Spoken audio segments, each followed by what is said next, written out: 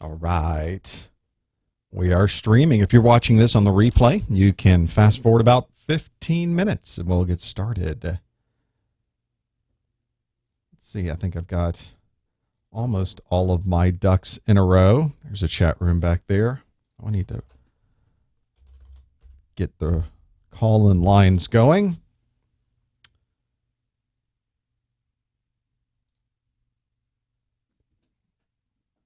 Let's see what we can do here.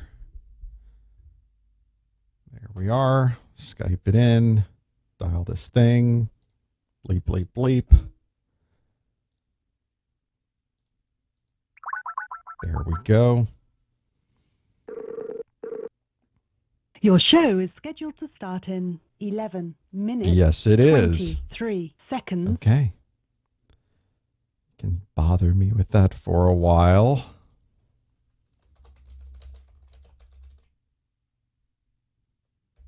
"11 minutes until showtime."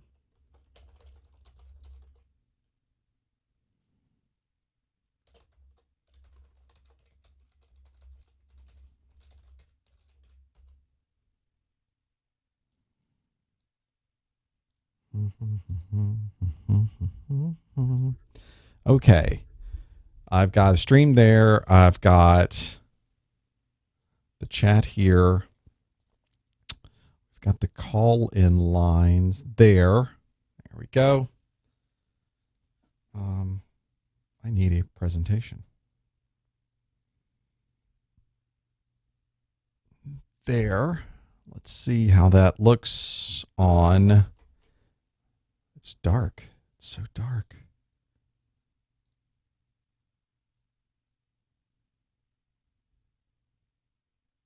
Ah, what a difference. 10 minutes until showtime. That's better. Better.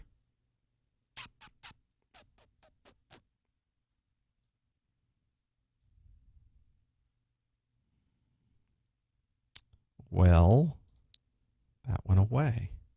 And that went away. So let's go back over and do that again. That's better. And that's better. Okay. It all works pretty much as it should.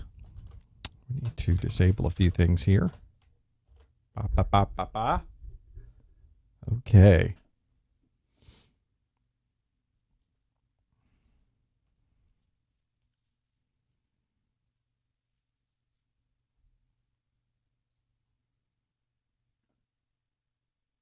Got about 10 minutes or so.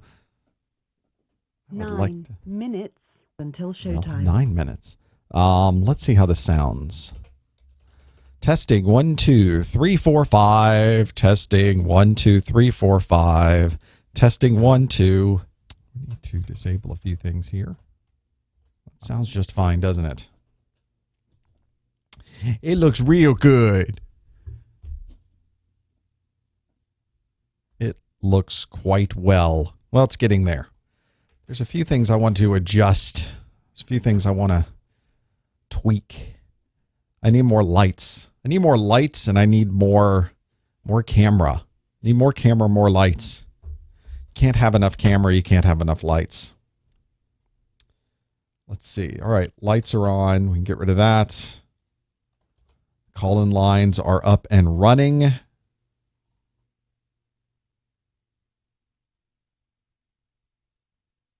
"8 minutes until showtime." Those things are working. Where are there more registrations coming in? And unfortunately, we'll not be answering any A+ questions in the main show. Sorry. Sorry.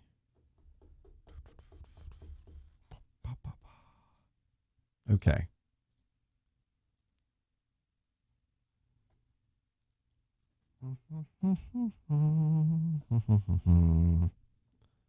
If you're watching live, the chat at the bottom's changed a bit, but it's still working. You can log into your Professor Messer account at professormesser.com/register or professormesser.com/login or professormesser.com/members. It all goes the same place pretty much. Register page goes somewhere different. 7 minutes until showtime. 7 minutes. We're streaming. We're recording. That's working. That's working. I think we've got things covered. I think that's good.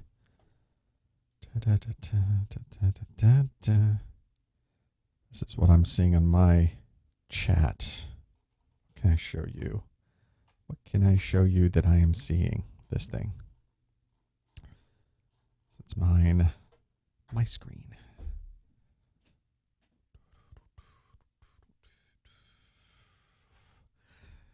Better not have the Twitter up. Felicia Day's tweeting about donuts. That looks awesome. 6 minutes And until here I am going to do a showtime. live stream, and then we're tweeting about donuts. That's just wrong. It's evil. Evil. Let's put the chat rooms back over here where they belong so I can see them. Put the call-in show part there. Got a lot of questions this month. There's no way we're going to be able to go through all of that.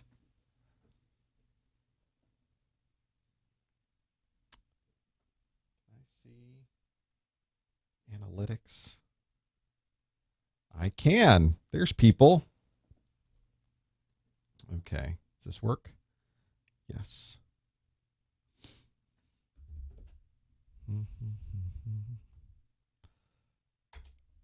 All right. 5 minutes until showtime. 5 minutes. So right about this point, the tweet has gone out. Boom. There it is. The Facebook post, the Google Plus post, the email blast went out a few minutes ago. So for those of you that are just joining us, let's see how many we have here. Some folks who are joining us, some folks who are live right now. You are more than happy to join us in the chat room. So that's where I will be watching everything is in the chat. Wow. Okay. We got the study group. Try to get through everything in an hour. I have some pending appointments. Won't be able to do a 2-hour minutes after show until today. showtime.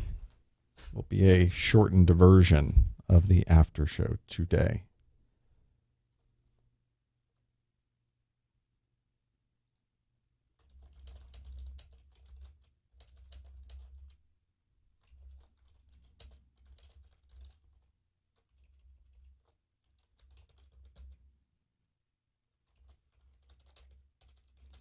Da, da, da, da, da, da, da, da. Da, da, da, da, da. Da, da, da, da, da, da, da.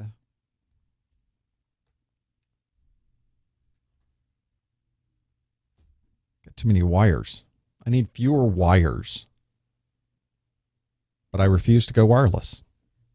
So there's my conundrum. It's a standstill. Won't be able 3 to do minutes until showtime. that. There's some folks in the chat. If you are watching live, you'd like to participate, you have to have a ProfessorMesser.com account to get into the chat.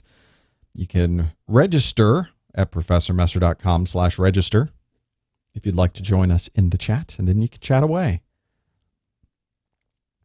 And if you're already a Professor Messer member, you can go to ProfessorMesser.com/members or /login and log in so you can participate in the chat. I'm in the general chat today. I didn't make a separate chat just for the study group. I just plugged it up with that version there. Now let's see.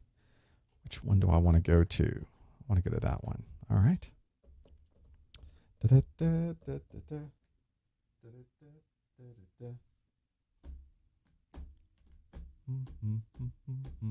Two minutes until showtime. Yes, if you can hear me and you can see me, then we're doing something right. We've got something going on. It is it's always remarkable when it works. I've upgraded my network connection. I've doubled my speed practically since the last one of these we did, which went pretty well a couple of weeks ago. There's a lot of junk around. There's a lot of stuff on this. Need to clean this thing up. Okay, call-in lines are up and running. Already got some folks holding. Thanks for holding, callers. We will be with you in just a moment once we get this party going. Folks are sending messages and 1 minute until showtime.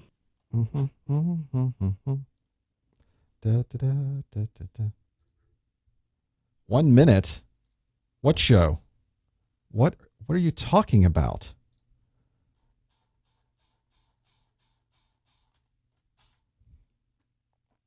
Wasn't ready for that. Oh, we'll get there.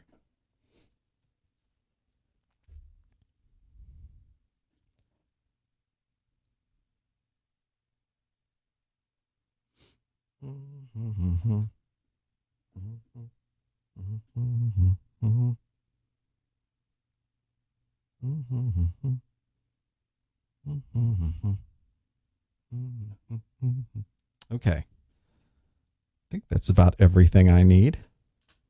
All right. We can do something now. Your show will go live in 5 seconds. Oh. 4, 3, 2, 1. Blog Talk Radio. Hello, everyone. Welcome to the April 2014 Professor Messer Network Plus Study Group.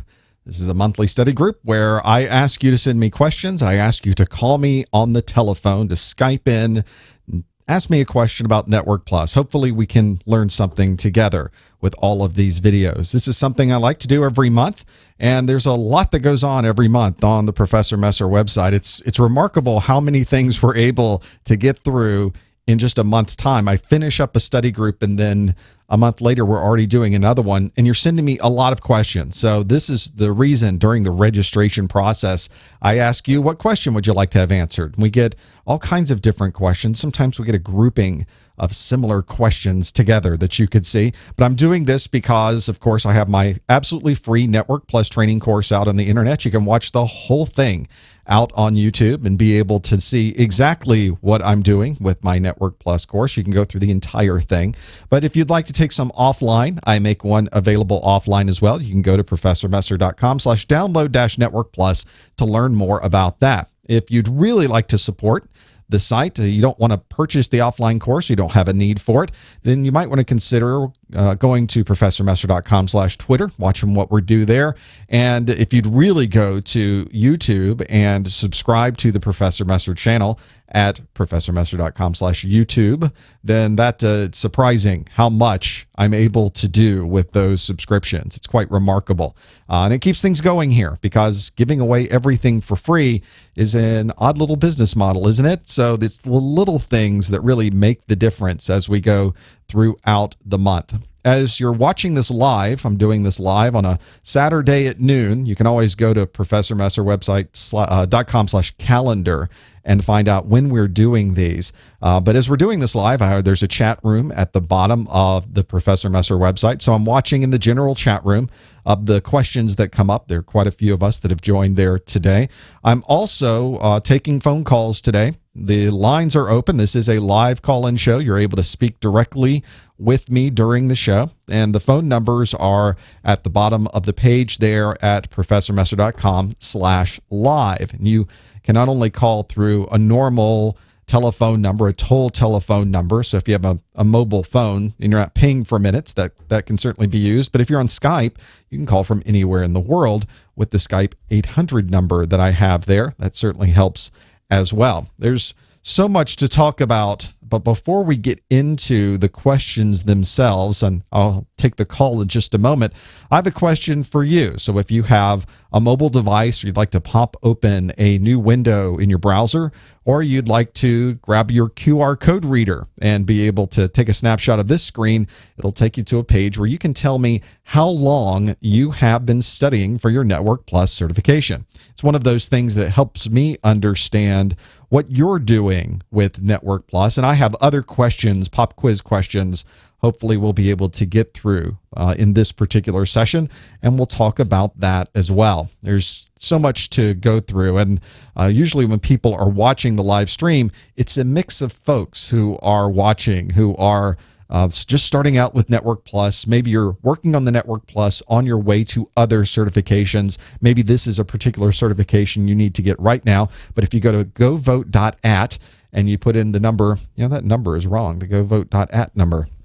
As I'm looking at my screen, that number is completely incorrect. I wonder if it actually takes you to the right place. But it doesn't. Here, we're going to do this on the fly. Yes, it's a brand new remote. And it's right there. So let's fix this. Go to govote.at. I wonder if the QR code reader is even correct. Oh, it is correct. So you guys are getting there. I think the numbers are duplicated up.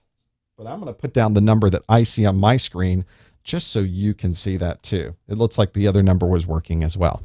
So while you're voting on that, we're going to learn more about that piece. I love how we can just do that on the fly. We do have a call waiting, so we're going to have a couple of calls waiting there. So I'm going to hit those phone calls while we look at what some of the results are on these pieces. We have, let's see if we can get the phone lines turned up. We have the 708 area code. Are you there, caller? Yes, I am. Yes, you are. Hi, what's your name and what's your question? Hi, Professor Messer. My name is Patricia. Hi, Patricia. Allison. How are you today? So good. How are you? Good. I want to take this opportunity to thank you for what you are doing. You may not realize the help that you're providing to so many people, and I am just overly grateful for that. I'm so glad to hear that. Thank you. You're welcome. But my question is, I'm new to the IT arena. Okay. I'm familiar with creating documents and saving, doing the basic administrative functions. But as far as the technical aspect, I'm lost with that. You're just diving into studying for this. I've been studying for that. I've taken my classes at Microtrain, so I have access to the CB Nuggets. Okay. And I was just browsing the net, and I came across your website. But my question is, the classes are accelerated at Microtrain. Sure. So my A+ was only 2 weeks, which had my little short hair that I do have coming out. Right. That's not very much time. Right. So I realized that you have those DVDs out there. Yes. There's a package for $199. Right. That caught my eye. But I'm wanting to know, since when I take my practice exams, my score it fluctuates. It'll go up, and then the next time it'll go down. The highest score I've gotten thus far is a 74%. I took one on yesterday. It went down to 54. And it tells me, my area that I was selected in on yesterday was, of course, networking. So I'm wondering, the videos that you have, are they covering everything, or what is it that they are covering that would benefit me? Are you working towards the Network Plus certification specifically, or is this more of, or is it a different test that you're working on? No, right now I'm taking all of the classes, the Net Plus, Security Plus. I've already taken the A Plus and the Net Plus. Wow. But right now, since the A Plus is 2 tests, I want to complete that test first. Okay. Got it. So I was working on the 801 yesterday. Got it. So the A plus is, and I think that's a great place to start. If you're looking to get into technology and then eventually move into the networking and the security piece, I think the A plus is a great place to begin. And if you're going to study something, That test is 2 separate tests. That certification is so big they couldn't put everything into a single exam. So they have now they've split those 2 things off. You take the 2 exams to make that happen. And I tend to recommend that people study 1 exam at a time from those pieces. And one of the things that I like about the A+, and one of the biggest challenges that you've probably seen already with the sample test that you've taken, is that the amount of information is so broad. It is an exam that's really unique in the industry in how much it expects you to know about such a large number of topics. And that I think is probably what you're seeing when you take some of these practice exams. As you're starting to learn the material, these practice exams go through all of the information, and if you've missed any part of it, then you'll certainly see that, well, I missed those questions. I wasn't able to answer those questions correctly. One of the things I really recommend then is, and I'll actually go through this later in the study group, is going out to the CompTIA website, and if you haven't already, download the exam objectives. And this applies whether you're taking the A+ certification or the Network Plus or the Security Plus or one from another manufacturer. They have exam objectives as well. And the CompTIAs are relatively unique because they list out every single thing you would ever need to know for the exam, and the test stays very, very close to those objectives. So they give some very detailed specifics on the information that you'll need to know. And I like to use it as a checklist. So I can just go down the list and go, do I understand RAID 1? Yes. RAID 5? Yes. RAID 1 plus 0? Yes. I can go through the big list of the things I have to know. And if something doesn't look right, or I don't recognize that, or I think to myself, I'm not as strong on that as I could be, that's my opportunity now to go and watch the videos that I have online. You've got access to some other videos and some other training materials too. That may be the opportunity to grab a book, go to that chapter and read up on that particular topic and just go through the list in that way. I think that's from a sit down and study it. How do I get through all this material? That's one of the best recommendations I can really give you, Patricia. Okay. All right, because I have all the objectives. I've downloaded them, saved them to my desktop. Right. I also have the exam cram, 802, 801, 6th edition by David L. Prowl. So I have all the material, but I was just, like I say, your videos also caught my eye. The more the merrier. You'll notice also on my videos, they're a little bit unique than other videos you'll find or even other books you find, because I take the exam objectives and my videos are in the same order as the exam objective. So if you're looking at objective 3.1 on the 801 exam, you can go to my video 3.1 on my 801 videos and find exactly those topics on there. So it's easy to cross-reference from the exam objectives. Your books are usually written so that they're easier to read. They don't follow the exam objectives because if you look through the exam objectives, they're in no logical order. They not really a very logical order.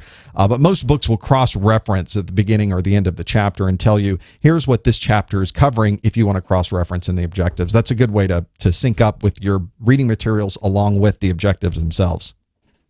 Okay, one more question, sure. Sir. Also, on your videos, I'm not speaking of the videos online. I'm speaking of the videos that you have for sale. Right. That are those the ones that I could cross-reference? Say, like you say, objective 3.1. I could just go to the video and link with 3.1 objectives. Here's the crazy part of what I have done with my videos.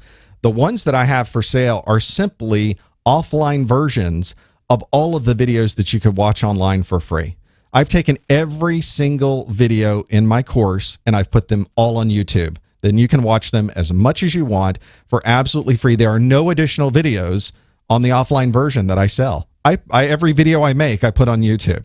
So it's a little unusual. It's not what people usually expect in a training course, but my objective was to make a training course that was just as good or better than what you could buy commercially and make it available for you to watch absolutely free. It's kind of that Khan Academy type of style of making information available. So if you don't want or don't have the resources to buy yet another set of training materials, you can watch every minute of those in high definition for free on YouTube. Okay, great. And please Thank you very much. And keep up the good work. Thanks. You're doing a wonderful job. Thank you so much. Thanks for calling, Patricia. Sure. Bye-bye. Bye-bye. There's all of those things. I know Patricia was calling and talking specifically about the 801 and 802 exam. The same thing applies to Network Plus. The Network Plus objectives, and we'll look at those as we go through, are remarkable in their detail. You usually don't get a lot of detail with that. And I can see for a lot of the people that are watching this live stream, I've just left this up while we've had the call going on. You know, most of us have been studying for about 6 months. We're right into the middle of this. Network Plus is an exam that has so many different topics associated with it. There's an enormous amount of information to go through. In fact, there's a lot of detail around the network piece. I get a lot of questions about cabling. I get a lot of questions about security, because there's a big security component on the Network Plus certification as well. They are all over the place when you start working with them. We've got, I want to take one other call. I've had a call. There's a couple that are queued up. I realize that, but I want to be sure to get to one of the questions that came up during the information that was sent to me, the questions that were sent to me during the month. For those of you that are just not familiar with the Network Plus, one thing to make you aware of is the Network Plus certification. The version that's available that you want to download when you download those objectives is the N10005. One of the things you'll notice is when you download it, you may also have the option to download the previous exam version, the N10004. And I don't know whether CompTIA leaves that out there just for reference, or maybe if you've been doing this a long time, you may want to download both and compare the two. You could certainly do that. But they have updated this in 2011. So we expect to probably in the next year, end of this year, beginning of next year, we'll probably get a new version of the Network Plus, but there'll always be an overlap. So you can study now and you'll have plenty of time to be able to take your exam.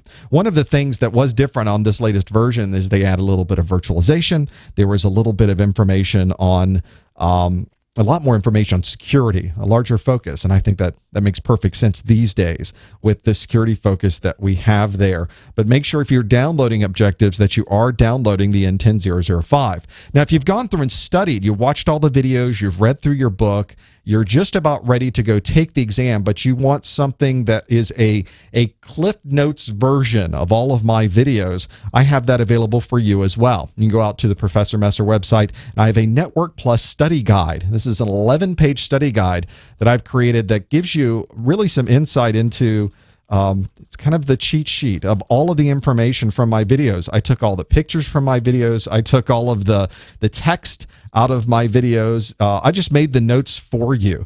And if you were to look, I've got the study guide here. I'll show this to you on my screen. There we go.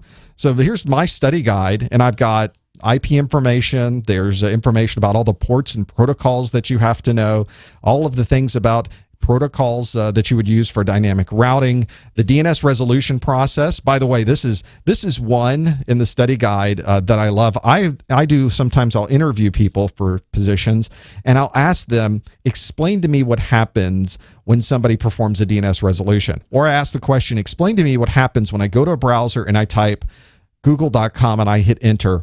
Tell me all of the things that happen across the wire when that happens. And it's an interesting question because it involves so many different pieces of the OSI model. So many different protocols are in use. If Google's doing encryption, we can talk about the encryption piece. Those are good ways to think about how to go and find information relating to that. And I've got all of these things in the study guide. I just break down everything and put it on there. So if you're interested in looking at that and having your notes from that piece, I make that available for just $10. And this may be something that once you've watched all the free videos, you want to help support the site. Every dollar of this goes right back into supporting the site. It's an immediate download. It's a PDF file. It's $10. It's got everything in there. You can go to professormesser.com/netsg and you'll see everything associated with that. There's a lot of good detail in there, and I keep adding as people will send me more information and say, can you add this piece? Do you want that piece? Can we build out more information there? And I've tweaked it throughout the months as well. And of course, when the new version is made available, there'll be another study guide there as well. I try to make everything available as much as I can. Let's take another call since we've got some folks on the line. We're going to go to the 917 area code. Are you there, caller? What's your name? Oh, and somebody's babysitting. It sounds like my house. I've just closed in all of my windows. And I've closed in all my doors. I've got you can't even see it on the picture, but you can kind of see it in the front. There's draperies to close in, so if there was noise, you wouldn't be able to hear it. I've got a microphone. My microphone that I use is very specific. You'll notice whenever I use this mic, if I come off the mic at all, you just can't hear me anymore. So it's a very easy way to keep a lot of the noise out. And we're going to come back to you, caller. So don't go anywhere. We've also got a caller holding from the 559 area code. Let's see if my phone will pick up. Are you there, caller? Hello, Professor. Can you hear me? I can hear you, caller. What's your name? Hello, my name's David Evans. Hello, David. What can we do for you today? Yes, certainly. I've been watching the videos for many years now, and basically I've got my A plus, my Network Plus at the moment. Excellent. I'm studying my HND in computing, but struggling to get into the industry. I'm also doing the Windows 7 and Windows 8. Wow. Okay. But I just wondered, what more qualifications do I need? And this is a common question I get as well, especially since when we start looking at certification exams and trying to get a job based on those certification exams, it's really many and varied. I spoke about this in my A+ study group, so it's worthwhile to mention this again. Certifications are, of course, important because many manufacturers, many employers, many organizations, they're looking for somebody who at least has a basic knowledge of the position that they're getting into. And I think that if you're looking for a position in IT, one of the things you should start doing, maybe even before you do any groundwork, is go out to some of the sites that are doing the hiring. So go to the monster.coms and the career builders and the dice.coms of the world and find a list of the IT jobs that interest you. Sometimes, especially entry level with a lot of organizations, they're putting people into a help desk. And the help desk piece is there to get you started in the organization. And almost everyone in a help desk is then going to move to some other place. And usually that also gives you an opportunity to really learn more about what people are doing with the technology and how you may be interested in different parts of the technology. Another thing that I also mentioned, there's two other pieces along with certification, and they're just as important, and in some cases more important than the certifications themselves. And one is getting an education that's in that particular realm. So if getting a formal education. So I mean going to a vocational technical school, going to a community college, going to a university, and getting trained in a particular area of interest. Employers like to see that, and it doesn't necessarily have to be in IT. When I got my degree, I got it in business management, and at the time it was a relatively non-technical degree. But one of the things that a formal degree tells you, because it takes years to go through and get a formal degree, is it tells the employer that you're someone who can persevere and get through that. You're smart enough to get through one of those programs. You're determined enough to get through one of those programs. And another thing it tells the employers that you're trainable. I think that's another important piece that people are looking for. They want to bring you in and they want to understand that you know the job. They also want to be sure that if they want to train you to do any other things in IT, that you'll be someone who can do that. The last piece is experience. And I think that's the piece that a lot of people say that's the most important thing. And I think experience is important, but I wouldn't necessarily say it is the most important thing. It certainly sits very high in the rankings with most employers, but there's some people that are looking to employ people who don't have all of the experience yet. They're going to bring them in and train them. The trade-off that you're going to have during that interview process is going to be on your salary. If you have more experience and you have more certifications and you have more professional training and formal education, then you can ask for more dollars or pounds per hour or a larger salary overall. If you don't, then you do run into a little bit of a challenge with that. You run into, now they want to bring in people that don't have a lot of experience because that's the opportunity that you have to to get in, but you're not getting paid a lot. And hopefully that's where you get your experiences on that position as well. So I think you should focus on all three things. Sometimes you only have one of those things. Sometimes you only have two, and you almost have to overcompensate a bit when you get up to that point. Does that make sense, David? Yeah, well, at the moment, I'm doing my HND in computing at Gloucestershire College. Okay. But I'm looking at topping that up to the level 6 degree. But I'm also thinking maybe of doing Linux Plus and maybe my Prince 2, but I'm not sure how good. But at the moment, I'm working as a library assistant. It's not my ideal job, but I've got something just to gain experience within a job because I've been out of work for 3 or 4 years. Gotcha. One of the things I started back in the day when they used to have physical media that you would rent to watch videos on tape. I worked at a video rental store, so I didn't start in technology. People who start in technology, generally, their first job isn't a technical position, but just having a job is an important thing to be able to take into an interview as well. One thing I do want to caution you on, and it may not be a caution for you. It really depends on how you like to work and the things you like to know. If you're just getting into IT, you don't want to show it with a huge list of certifications necessarily on your resume or your CV, because the employer is just trying to get you into an entry-level position. You don't want to overqualify yourself. This is a term that we use in the hiring process, and it just doesn't seem to make sense if you're trying to get a job. Like, why wouldn't you hire somebody who's really knowledgeable in what they're doing? But the reality is, when someone is trying to hire, you're looking not only to hire somebody who's knowledgeable in what they're doing, but somebody who has the longevity in this position. You don't want somebody leaving after 2 months because they're bored of being there.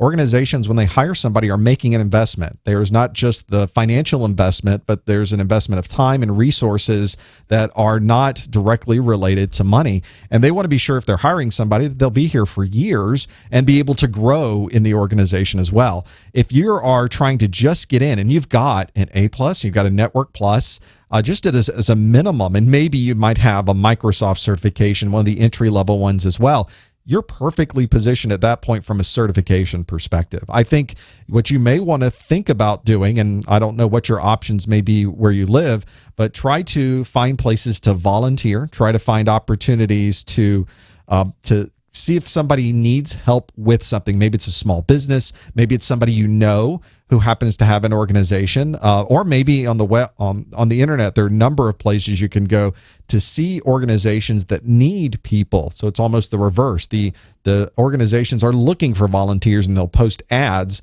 for you. Maybe you go in and help them and make sure their antivirus is up to date every week. Maybe you go in and make sure that their systems are not in bad shape. Maybe you can clean out the inside, get rid of all the dust, do a defragmentation of the hard drives, just do standard preventive maintenance. Try to focus more then on the practical use and things that you can take into an interview and say, these are the things that I have done, rather than a huge list of certifications where at the end of it, you've now got Microsoft and Linux and Cisco and CompTIA and all of those others, and they're not even sure where to put you in an interview. If you already have those certifications and you're going into an interview, you might want to think of customizing your resume or your CV to really focus on the certifications that people are looking for. You may want to leave things off of your resume when you walk in, as odd as that seems. And hopefully, if you take a combination of those and you apply them properly, I think that may be a good way to approach that. Okay, yeah, because I would like to do the 7680 and 685. I would like to do that. Maybe I ought to stop afterwards and just try and more focus on the experience. I think that's the better thing. I think it will help. And as I mentioned, go out and look at job openings, job positions, and what people are looking for. And if they're saying, I want a Microsoft MCSA or I want a Microsoft MCSE, at least you know what they're working towards. Look at some of the entry-level positions. Look at help desk positions. See what they're asking for. Are they even asking for certification? Are they asking for certain types of experience? And that maybe will help you create the strategy that you need to get the skills that are necessary to walk in the door and say, no, I have exactly what you're looking for.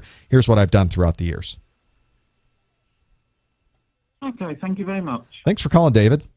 There's thank you. Cheers.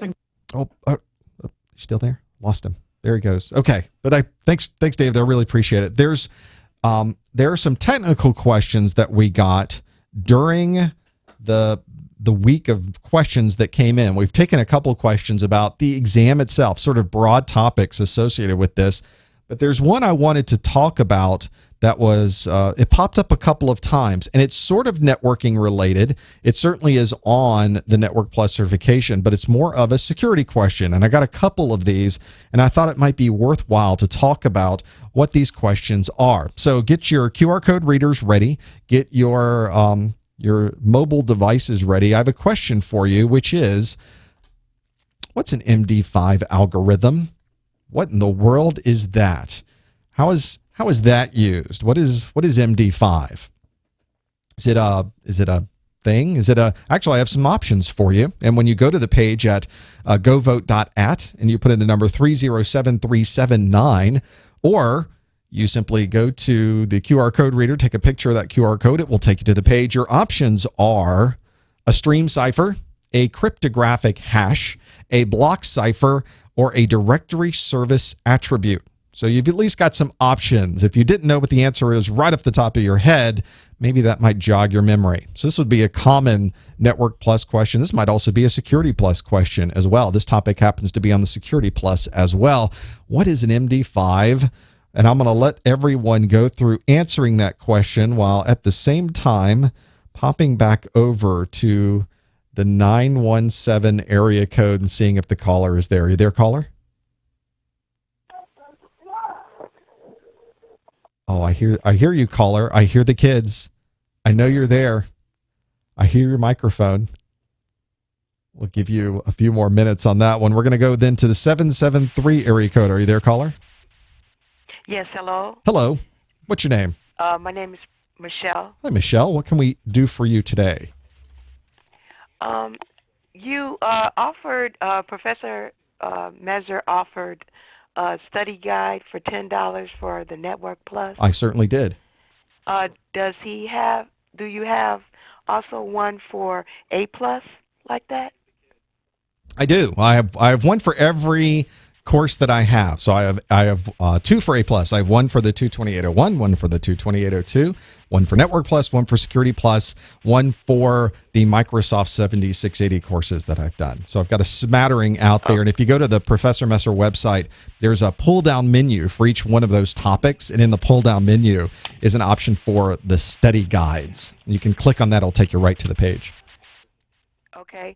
Also, you described that you had all of your videos relating to your Network Plus and your A Plus and all the videos that you have. And someone asked you about, you selling them and they was interested in buying them. And then you said that you offered them for free. Yes. Do you go through your channel? Where do you watch all of those particular videos that you're from a couple of places. That's kind of crazy, isn't it? I'm giving all of them away for absolutely free. Yeah. But there it is. You can take advantage of my insanity. There's a couple of places you can go. You can go to my YouTube channel and watch it there, but there's so many videos on that channel now. There's over 1,000 videos that they're in all sorts of order to get those. I do have some playlists on my YouTube channel, which is professormesser.com/YouTube. A much easier way to go through the list, though, is on my website. Those same pull-down menus will take you to a page that has an index of every single one of those. So we're looking here, and if I'm going to pull it up on my screen so you can see. You can't see it, obviously, on your screen. But a shortcut would be also to go to freenetworkplus.com, freenetworkplus.com. And if you go there... Could you say that one more time? Free Network Plus. Now, if you're going for A+, you would go to Free A+. Spell it out, A-P-L-U-S. Network, P-L-U-S. Security, P-L-U-S. Free Network Plus, Free Security Plus, Free A+. And it takes you to the page that has every single video on them, all set out by the exact list of the exam objectives. So that's a great place to go if you're just trying to find the information. Got it right there. That was free net. Is that what you said? Free Network Plus. No, it's okay. Oh, network. Okay. Yep. If you're looking for A+, it would be Free A+. And you can go to the I top see. of my website.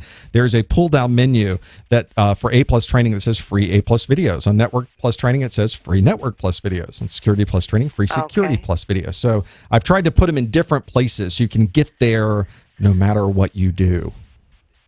Okay. One thing, it's so many videos relating to this IT courses and things on the YouTube. Oh, yes.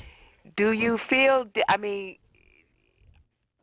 are all of these particular videos? I know you probably can't say for other people, but is it like? It seems like which ones would you know are like really true to really pretty particular good to look at? I know yours is following the objectives, which I think is pretty good, but could we say that we're not getting like misinformation or the wrong kind of information or current information to do the test? This is You know the what I'm trying reason to I made these videos to begin with. I sat down. In fact, it was the case where a friend of mine said, I took my computer, it had a problem. I took it into one of these big box stores that has a group of people that work on my computers. And when I got the computer back, I wasn't happy with the result of taking that in. And they had to take it back in. They had to fix it again. It took a number of trips just to get what I thought was a very minor problem resolved. And I thought, well, why aren't these people smarter with taking care of computers? And then I said, well, we've got this whole internet here. Certainly, there's got to be some training videos out here somewhere that can help people. And so I went to YouTube and I started looking. And what I found is that there were people that were doing the best job they could at putting some material out there. But these were people that perhaps weren't trainers. They didn't have a lot of experience in creating videos. There were other companies that do provide videos. They have commercial training courses, but they only put some videos out on the YouTube, and they only put some of the video out. They put the first 5 minutes of the video out. And I thought, well, there's the problem, is that there's no concise list of videos you can go to get a complete training course for this. And so I created, back in the 600 series of the A Plus exam, I created one set that would have in every video for every topic of the A Plus training course. So this took months to create, put together. But I have a background in corporate training. I have a background in making videos and audio. So I was able to combine those things together and create it. If you're ever trying to figure out, or at least for my videos, if it's comprehensive, you can always go to the list of objectives and follow along with the exact objectives, and that's a good sanity check. Everything else on the internet tends to be a bit spotty in places, so your mileage really does vary along those lines. I wanted to create something you could come to and say, yes, I know if I watch these, I'm getting the bulk of information I would need to know to pass the exam. I, of course, recommend that people get a good book, get a good practice test or QA guide, maybe get some hands-on with some of those objectives. In a course, right now for training for the A Plus and networking, for entry level, I guess you have to start off in the help desk area that you were talking about with that former caller.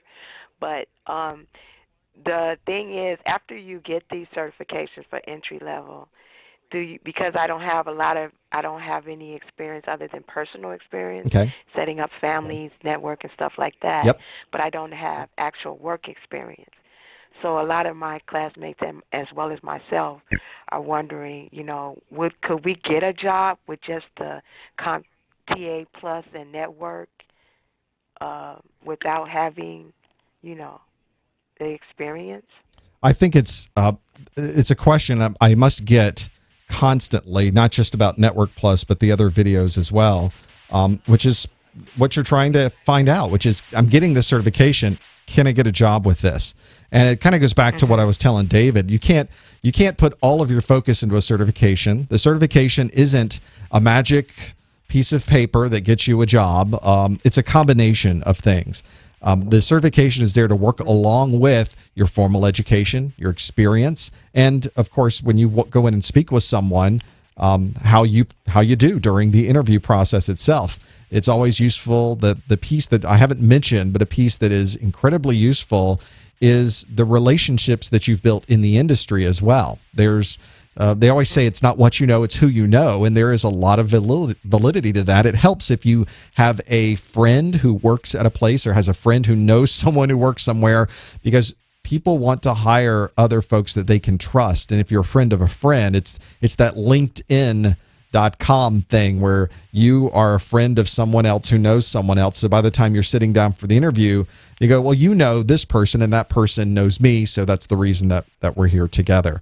I think it's not just the certification, but if you're going up against a bunch of folks who don't have or they have a very similar background that you have, but you also have the certification, then it certainly is something that you've got in your back pocket that you can pull out and say, well, I actually have a little bit more than what these other people have that you've been talking to. I think I'd be the right candidate for this job. And that's an important consideration when you're in the interview chair. Mhm. Okay. Yeah, that's a major concern. I mean, I know, it's a piece of paper and then you have to, you'll sell yourself. But as I was looking at job ads, on the internet, even though they ask for those particular certifications, they also say 1 to 2 years experience, Right. and, things like that. So I was saying, I was just thinking, is it just possible, to get a job with just that and then start out, because you have to start out somewhere. You don't have. You do, and the employer knows that as well. Whenever I would write, when I was in a management position, I needed to hire people, and I would write out the job description and what I wanted to advertise for this position. I would write out what I really, really, really hoped I could get. I didn't want to overextend the job of what I needed to have, but I knew that the people coming to me weren't going to have the big list of things that I wanted. There may be nobody else in the industry in your particular area that has the 2 years of experience that they're looking for. So don't be afraid to put an application in for that particular job just because they've asked for 2 hours. Should I even apply Absolutely. to those particular ads that say that and I don't have it? But have an answer when they go, this job, we asked for 2 years of experience and you don't have any, or your experience is not 2 years worth. Why do you think you should have this job? You need to have an answer for that. You need to say, because I worked on getting this certification, I've been working with this group of people, I volunteered to help get their computers going here, and I know that this is the first step, and I want to learn a lot in this position, and I'm very interested in moving up within your organization. I have an interest ultimately in networking, security, servers, whatever it happens to be. That's what the employers are looking for. Now, it's certainly... You're at a disadvantage because you don't have those years of experience, but if you can you redirect the conversation around, here's what I want to be able to do, that may not, the employer realizes they may not get everybody with that particular set of requirements. Now, in regards to volunteering, I know you mentioned to another caller that, maybe they can get some experience volunteering, doing maintenance and every day, doing their virus scan. Right. Would you just walk into a company and contact that company and tell them what you wanted to do, and so that you can get specific experience on that type of thing? Or should you just, because when you volunteer, a company is probably going to use it, put you what they want you to do, but it might not be relating to the things that might help you get the experience you need in order to get the job. It's true. So how would you? In some places, some organizations need a different set of skills than what you might be willing to offer. I went out to a website. We've talked about this in the study group before, but I went out to a website called volunteermatch.org. And volunteermatch.org, I found, because and I haven't actually volunteered using this site, but I just went in my particular area to volunteermatch.org. I put in my zip code, and it listed out all of these different organizations that were looking for people. And then you could take and divide it up into what are people looking for. They're looking for computer help. Well, let me click on that one. Here's all the people looking for computer help. And then they've got an ad there that says, here's what we need. We need somebody to set up a router, set up a switch, get our antivirus running properly, whatever it happened to be. And that was one good way to kind of sift out the things that perhaps you're not comfortable with, but really focus on things. And it sure wouldn't hurt to give someone a call at these organizations and say, hey, I saw your ad. And perhaps this isn't exactly what you're looking for, but I can offer these skills, and they can say yes or no. But these organizations also talk to other organizations, especially nonprofits in the area, and they say, well, you know what?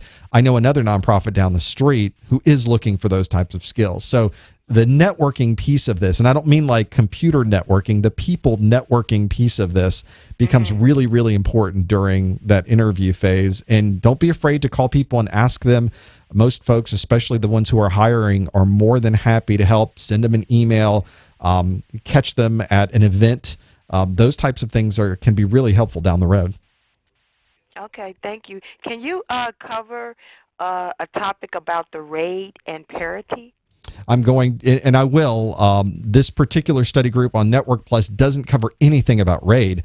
I did a RAID a couple of months ago. If you go to my video listing, at the very bottom of the list are the replays from previous study groups, and I list out the topics that we cover. And I think I covered one a couple of months ago, but it's on my list to also cover for next week. I think that would be a good one to cover. So are you saying that that's not included in the Network Plus? Network Plus doesn't have RAID on it, fortunately, so that's something you won't have to worry about.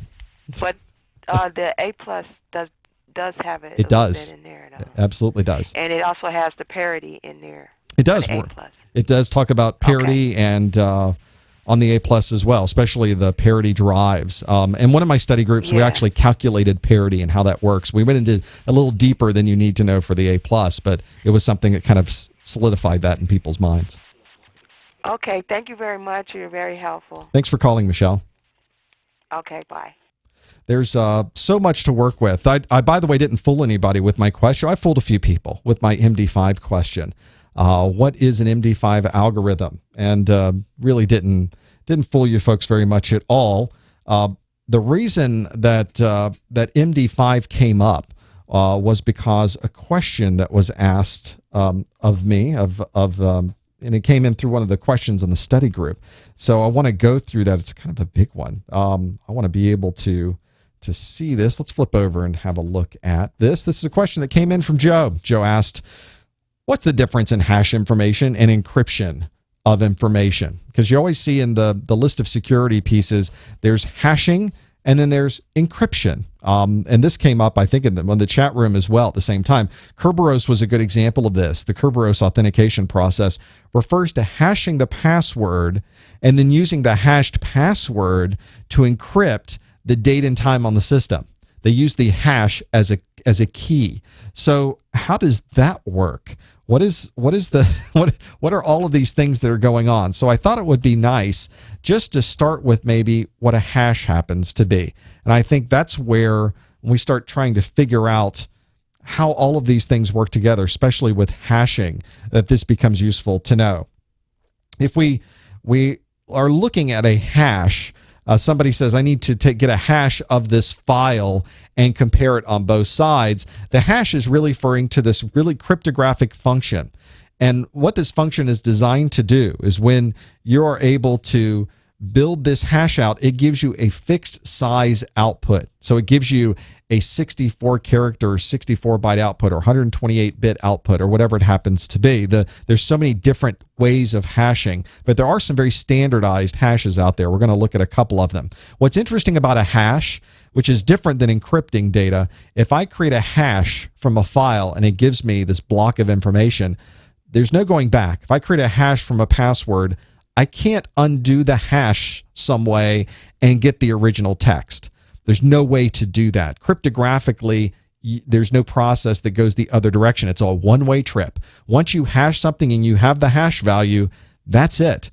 If somebody hands you, if I hash my password and I give you that hash, there's no way that you could undo that without maybe a brute force attack, without trying every possible permutation to see if you can somehow match that up again. That is one that really is a unique aspect of this cryptographic capability. And it gives us a lot of functions. We're going to go through some of those functions.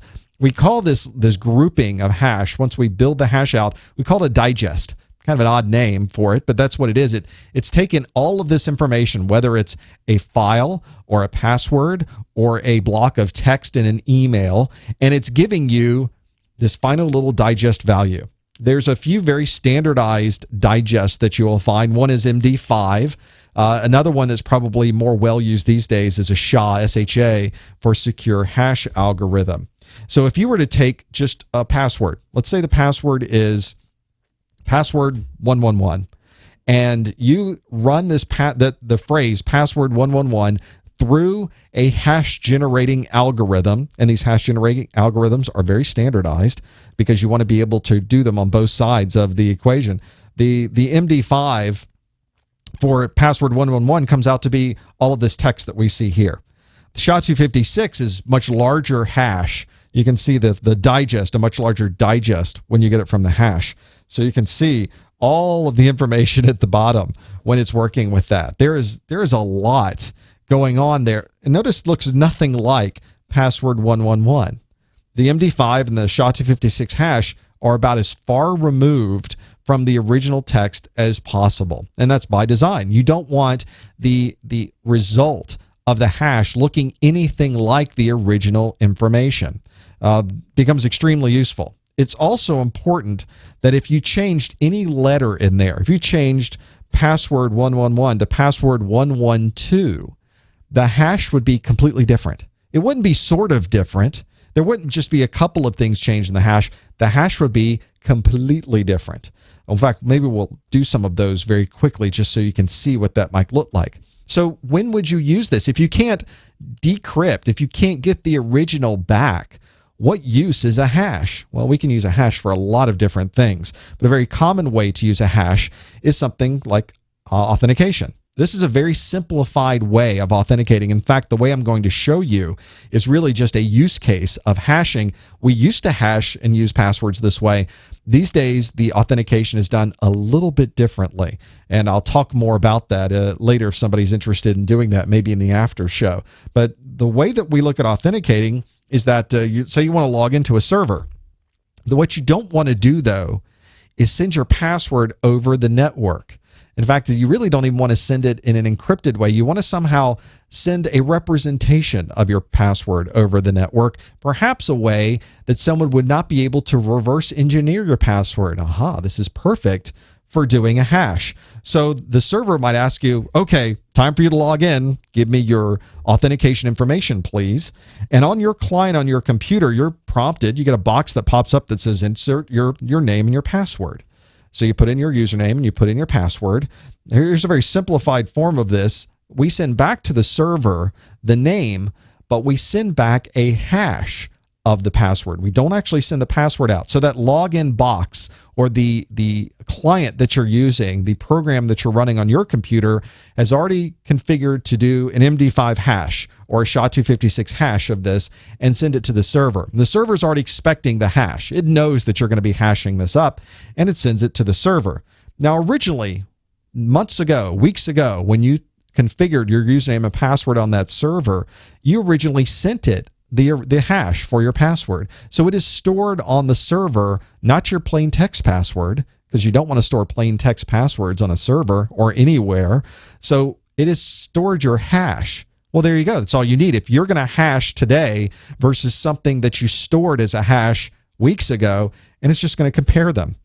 Are these things exactly the same? And if they are exactly the same, then you therefore are allowed into the network. And that's a way that you're able to send passwords and other sensitive information perhaps over the network without having to actually send the plain text. You can send a hash representation, a digest of that, and send it across. Hashes are also great for doing other things. You can take all of the text of an email and at the bottom of that email say, here's the hash of all of my text. On the other side, another person can do the same hash and compare those two numbers. Is this email exactly the same? Did somebody change any numbers throughout this email?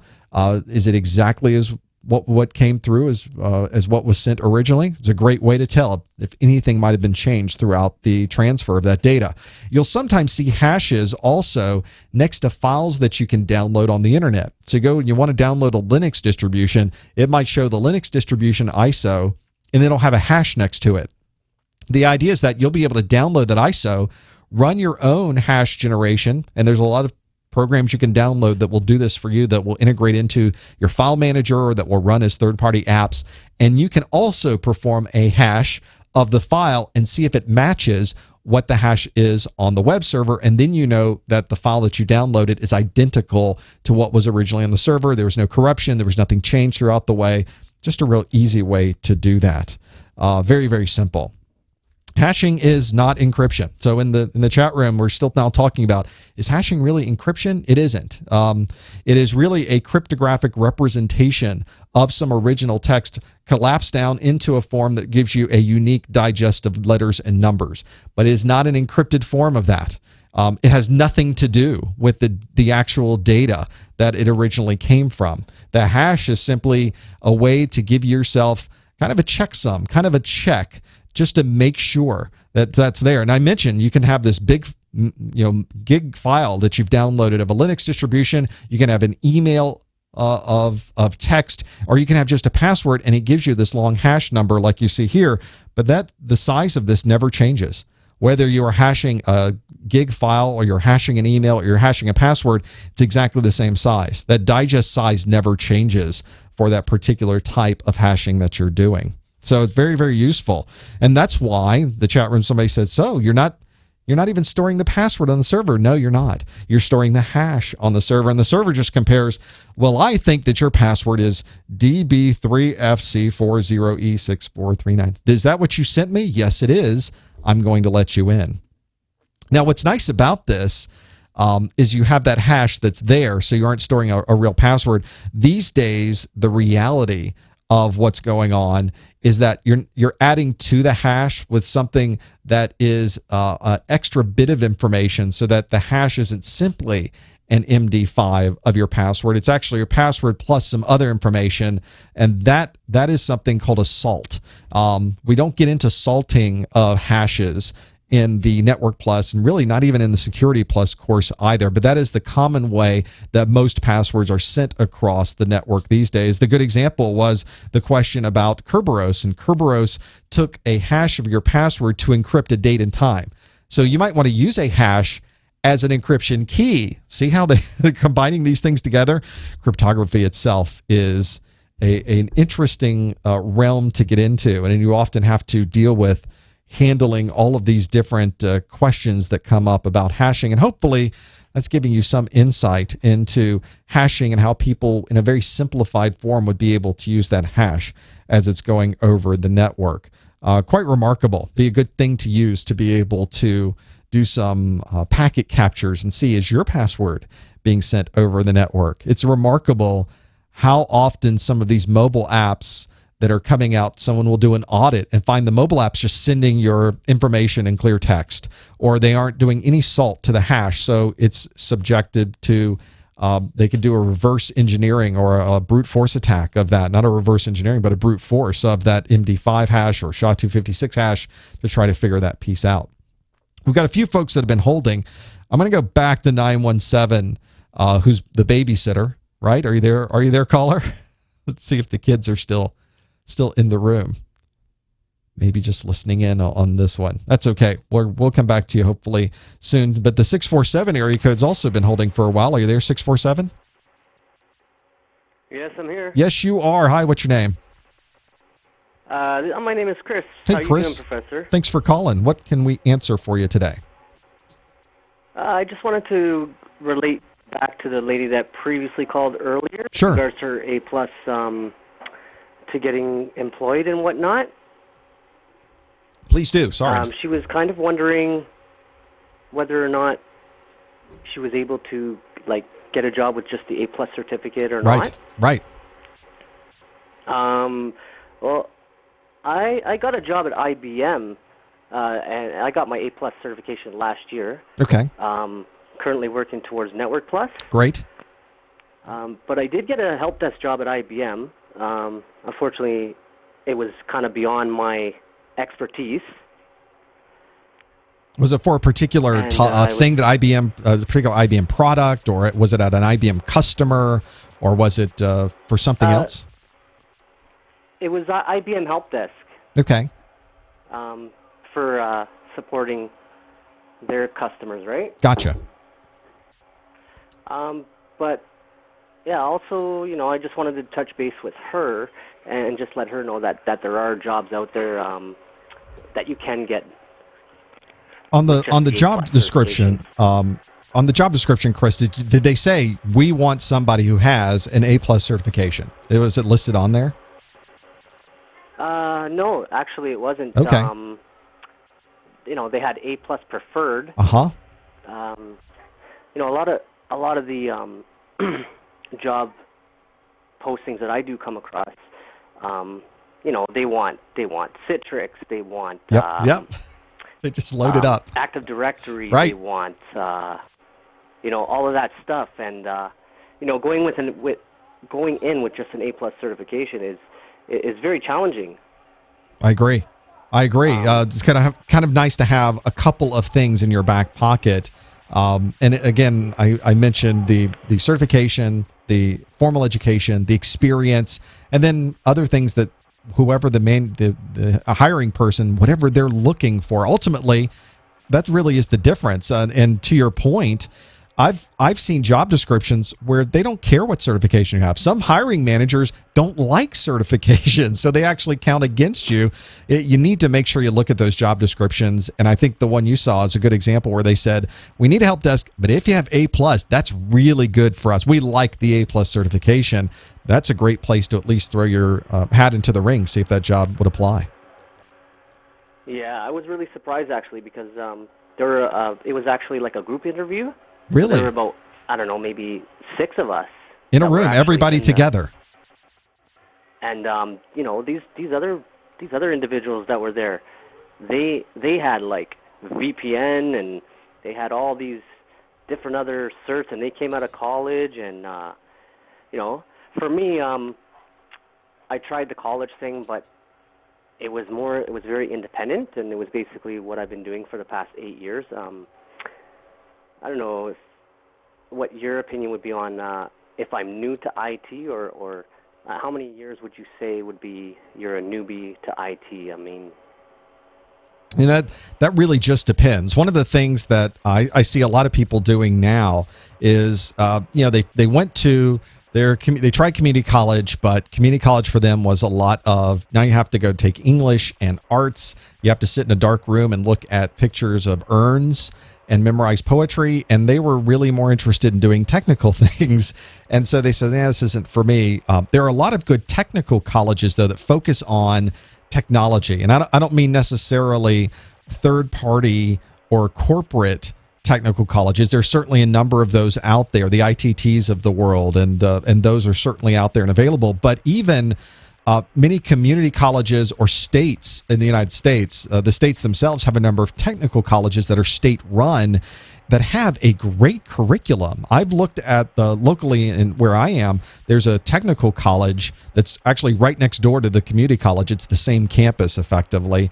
And they have great networking courses. They have Cisco courses. They have A+ courses. They have everything that you could get at a third party, but it's over that longer semester time frame. You've got hands-on to go to, and they just focus on learning those things you have to know. So if you're one of those people that says, I'm not the college or university kind of person, I really want to focus on a set of skills, that may be a good option for you.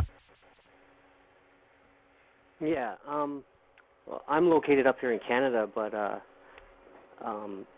like I said, a lot of people that I've experienced, they also have the same kind of experiences also with the community colleges and stuff. It's very hard to they throw a lot at you, a lot of material. Right. Yep. And it's very rushed, and so I basically, took it upon myself just to give you kind of a little background. I've been tinkering with computers for probably now 7, 8 years. Right. I remember when Windows 3.1 came out. Right. Yep. And then Windows 98 and so on and so forth. But basically, my question back to the Network Plus is, is it great to have the A+ Network Plus 1-2 punch kind of thing, or should I, focus my energy on Windows Server? I kind of like stuck in that fork in the road where, I've kind of picked up the Network Plus Cybex book, you know, basically studied with the Gene Andrews Yep. A plus 7th edition. Great book. So, you know, so now I'm getting into all IP and networking, and it's, you know, it's gone from like technical specs to like this whole new can of worms. Right. And, you know, some people are giving me advice. Well, go with Security Plus. Well, do Linux. You know, I've done a bit of, you know, Linux and touch base on that, but I don't know. Network Plus, I think, is a good fork in the road, and I think Network Plus is a great certification, not just because it's well liked by the industry, but the information you learn in the Network Plus are topics that apply to every other type of role in IT.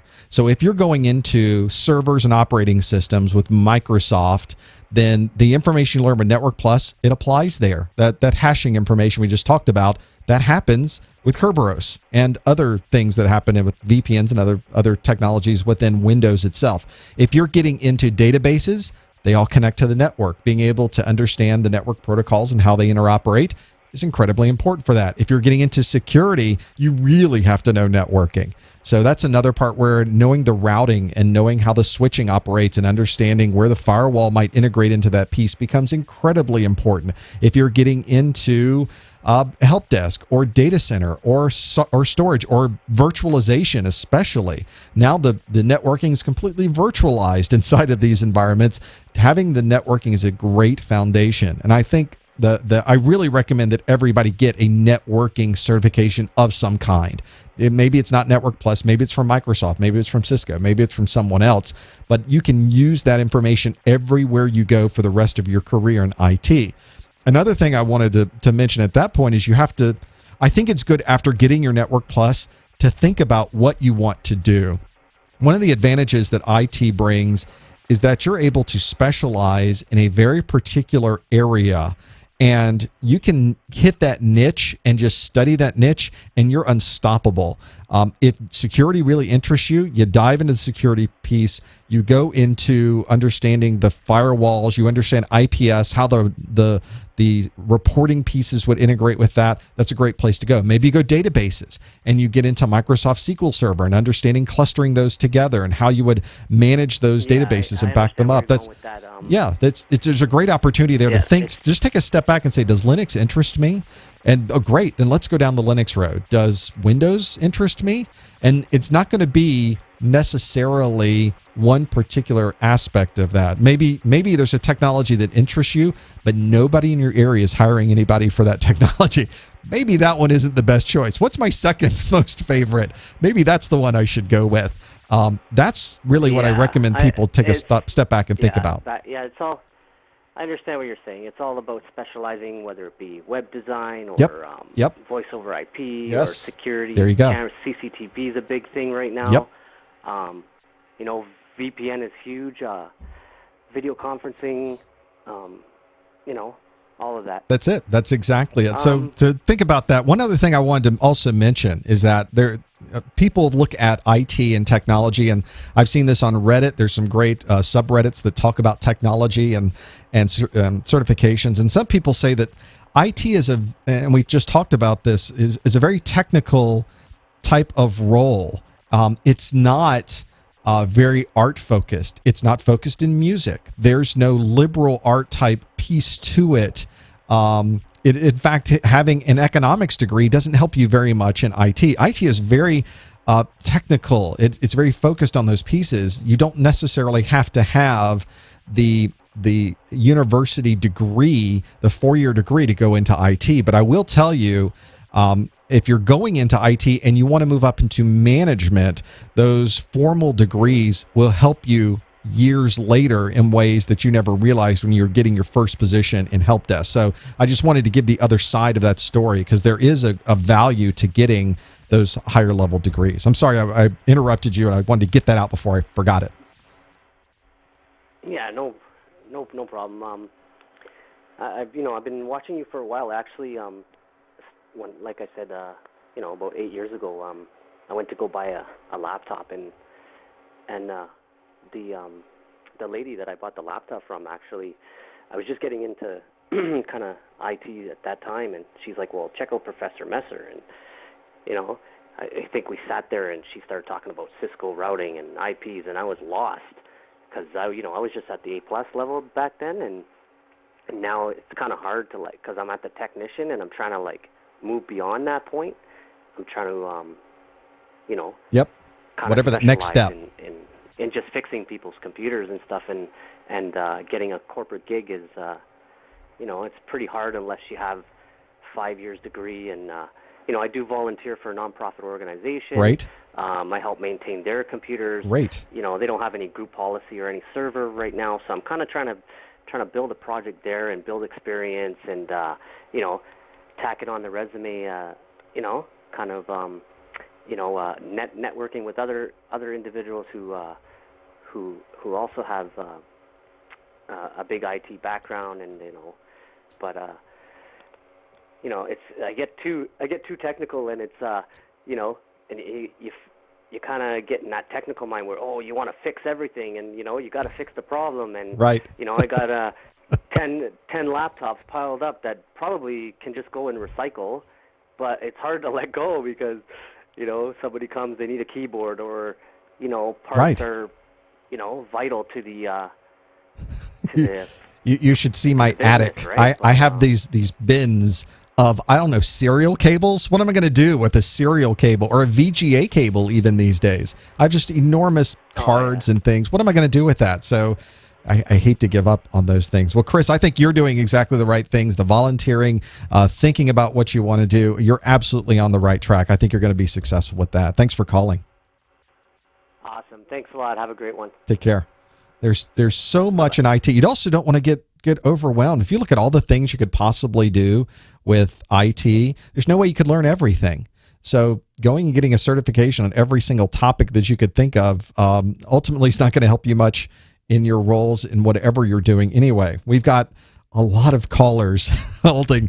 I'm sorry, we're taking quite a bit of time with these calls. One of the questions that came up, though, it was one of these, the other calls about how you learn these things, where you go to learn and maybe hands-on with some of these pieces. And it's a bit of a challenge if you don't have a network set up, or you're not sure where to go with understanding how you should be looking at doing trace routes and that type of thing. You may want to consider the GTS Learning Freestyle training front end. They have an entire virtualized system online where you could sit down. You've got an Active Directory server, there's a packet capture device, there's a web server. You can start running traffic through and see exactly what it does, and you didn't have to set up anything on your side. You didn't have to set up your own web server. You didn't have to set up your own router.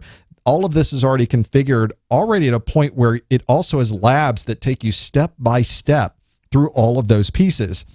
These live labs are quite remarkable because you don't have to do anything on your computer. You just load up a browser and it works. I'll give you an idea of what this looks like. I've got one on my screen right here. I'm running the GTS Learning Live Labs, and I've got the Network Plus course up. Let's choose one I haven't done before, IP address configuration. So if I click on that, it provides me with a breakdown of what the IP address configuration is going to be. I can even pop out these windows so that I can have them in different sizes, or move them around on my screen, maybe make up the entire screen here and be able to work with them, look at the lab. Here's the machines that are going to be available. Let's go to step one. So first step is connect to the gateway. All right, well, I need a gateway, and right on the right side of the screen are all of the machines that I would need, and I can click on those and power each one of them up. So it's like I got a server in my house, I got a client in my house, there's the IP gateway, there's a router in here, there is a web server running Linux, and that's all now sitting there. It's kind of hard to see on this screen over here. Let me zoom up. There is a little orange amber light next to it as it's booting up. And I can now go through as it's booting up and see, well, what do I need to do in this lab? Well, I have to do an ipconfig/all. It's going to give me all of this information on my screen. I can go through and look at the MAC address information. So it takes you through the logical steps of learning about the network piece, running it on an actual device that's got the network already running, understanding how the router works, so that you can go now and begin stepping through the course as if you were sitting in a room with those particular systems. So the gateway is now started up. I have this running Java. Let's run it on HTML5 since I'm running in my piece here. Let's run this one. I think I can run on HTML5 on here. It pops open a new window. I don't even have to run Java. And now I'm running Windows, just like that.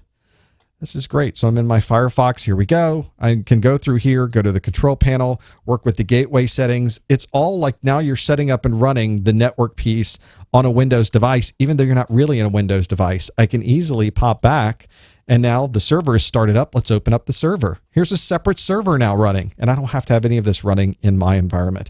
You can learn more about all of these if you go to professormesser.com/netlabs. You can try it out for yourself. They'll give you an hour for free where you could step through. And if you want to be able to keep it, you're like, this is great, I want to be able to use it, I got a special price for everybody of $99. GTS Learning has been a great supporter of what we do here at Professor Messer. I worked with them from the very beginning. My videos are integrated into their books. That's how much we work together. They're great folks to work with. I love the freestyle pieces that they have out there. They have their own books. They have test questions that you can now go to. And you can buy their question bank and step through online and sample exams. People are all the time asking me for sample exams. There's a great way to do that. You can find out all about those things at professormesser.com/netlabs. We really, really appreciate the support that we get from the folks at GTS Learning. So it's a really great thing to use. I have people sending me emails all the time that says, I ran the labs, I was able to do it in real time and get the hands-on, because with the performance-based questions, you may ask to be doing some of those things. We've got some folks that have been holding. We're coming up on we're a little bit after the hour now. I realize this. In fact, this might be a good time to step back and in the formal part of the study group. For those of you that have joined us before, you know that we also have an after show. But I know that a lot of people like to watch these for credit for their CompTIA continuing education. So I like to end it after an hour or so you can get the credit that you need. And then you can also afterwards still continue to ask those questions as well. So that really finishes up quite a bit of information. We went through a little bit of hashing today. We went through quite a bit of information on what you should do to be able to get your career going and be able to get those things happening along those lines too. And I think in some ways that's just as important as those other pieces. If you'd like to, again, get that study guide for your exam just before you're doing your final exam check, you can go to professormesser.com/netsg. I'll remind you that we're also on YouTube, and we're on the Twitter, and we're on the Google Plus, and we're on the Facebook. To go anywhere, you just go to professormesser.com/pick-a-place, YouTube, Facebook, Google Plus. You'll get there. If I'm there, you'll find it. I think I have an Instagram link that's there. I should probably do a Snapchat. You can just send me pictures. Maybe that's a bad idea. Now that I'm thinking about that, I know you people. The GTS Learning has been a great supporter of what we do. Again, you can find the information there at professormesser.com/netlabs. And of course, thanks to all of you. We would not be able to do any of this without your assistance as well. It's great having all of you sending in those questions and making that happen. And of course, we'll do it all again next month as well. Thanks for joining us. We'll see you next time on the Professor Messer Network Plus Study Group.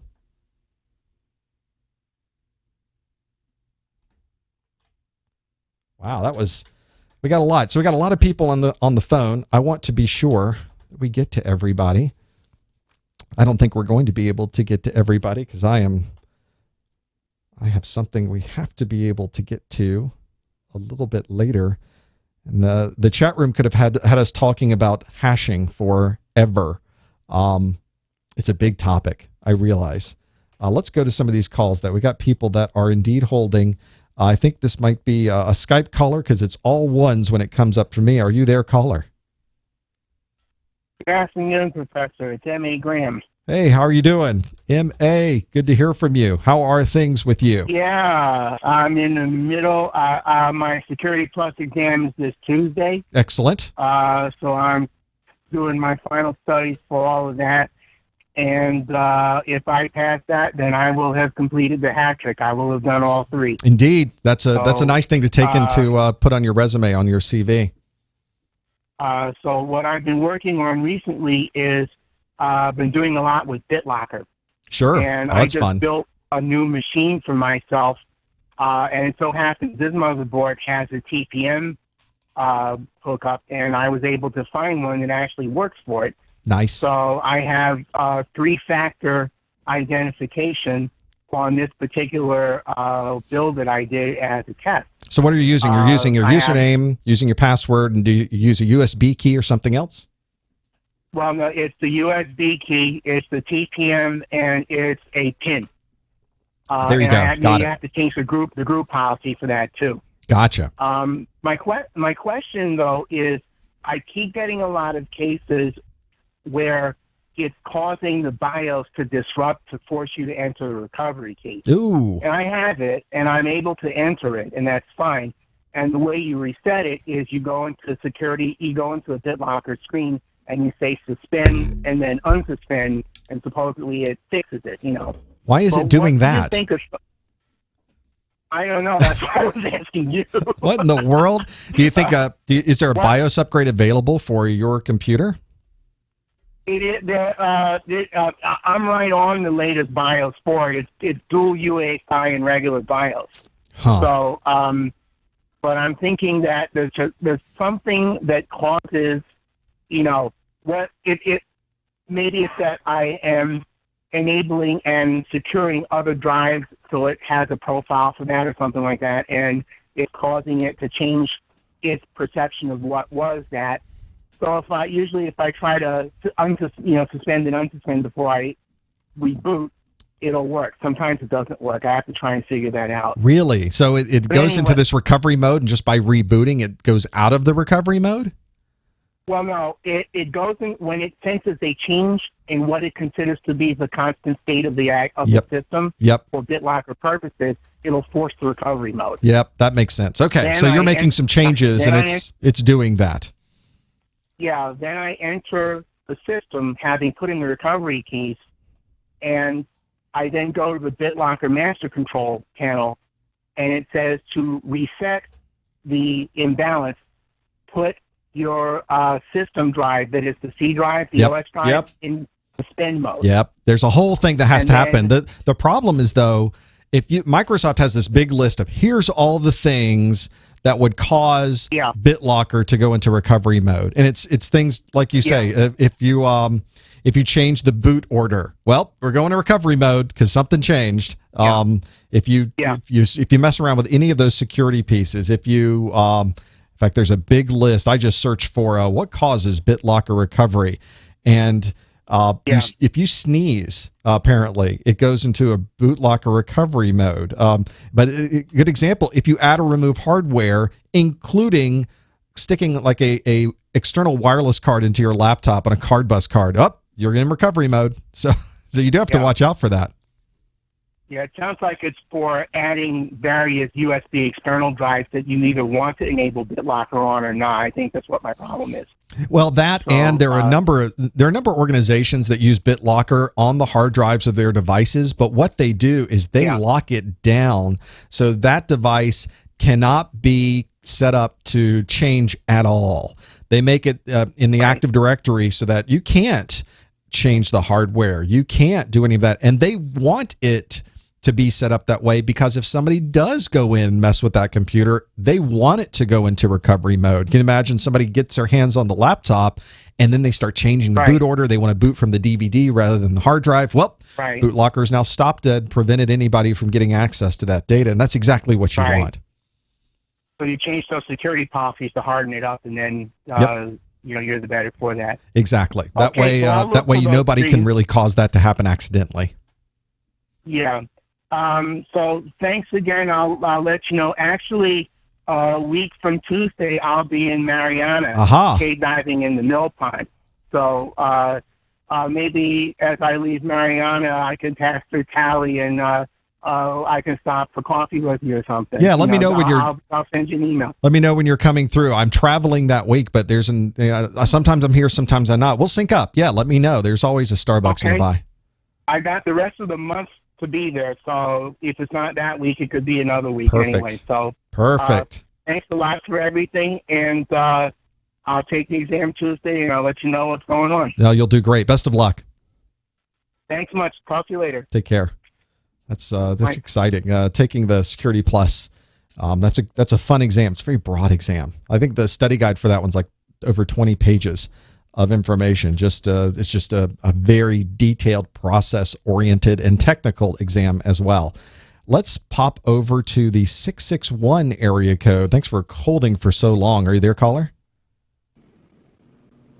I hear noises. Hello? Hello. What's your name, caller? My name is Adam. Hello, Adam. What question do you have today? Before I get to my question, just want to let you know that I passed my Network Plus certification because of your study material. Congratulations. Thank you.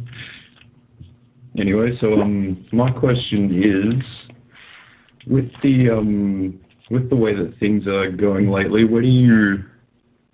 sort of a two-part question. First of all, how do you see the corporate networking environment evolving? Do you see it going more towards virtualization, more towards more of a mobile environment, more towards a sort of cloud-based environment?